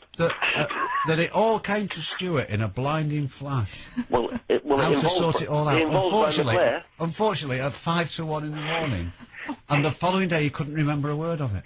It does involve Brian McClare. Is that any help? Brian McClare, go on. Brian McClare, Chucky McClare. Yeah, is it a limerick or something? No, Eau Claire. Was going out with a girlfriend. She was a nice big blonde girl with, you know, well-stacked, good, attractive-looking young lady. Around 1990, Christmas 1990. And we went to J.W. Johnson's. Have you cut me off at this point? No. I'm just wondering how libelous. How libelous this gets. No. It's not actually against Brian McClare. Right. Okay. You know, Clayton Blackmore might fare badly in it, but Brian McClare does okay. Yeah. All right. Then. But I went to J.W. Johnson's. We had a meal and we had a drink and we were going, and it was just before Christmas. Unfortunately, we bumped into the United crowd on their Christmas do. Yeah. And quite a few of them were being very, very abusive towards my girlfriend at the time. Janet, her name was. Right. And when I said, you know, quit this, guys, you know, it's out of order. And I was on my own with my girlfriend, and there was a big crowd of them. And surprisingly, footballers, when you get close to them, are pretty big guys. Well. But anyway, hurry up. It got to the point where one of the fellows, whose name obviously I can't say, but he was known as Shag, put his arm round my girl and said, she's staying with us, you can do one. Mm-hmm. And I turned to Brian McClare, who was standing there, and I said, I thought you were better than this, mate. I thought you were above all this nonsense. And he shrugged and raised his eyebrows and turned his back on me. And it doesn't matter if you join the police or the government or the civil service or anything like that. Sooner or later, you will get, no matter how good your intentions are to start with, you'll get sucked in and you just become another cog in a machine. It doesn't really matter. Dear.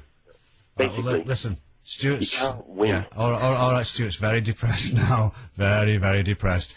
Don't worry, Stuart. Probably a combination of the football and the central nervous system depressant. Don't worry, it'll work out all right. The only thing is, I'd love to be there when Stuart wakes up in the morning and goes, "Oh God, I didn't do that. I didn't say that on the radio. Oh, God." Just have some cheese on toast and you'd be all right. Yeah, don't worry, it'll all come right.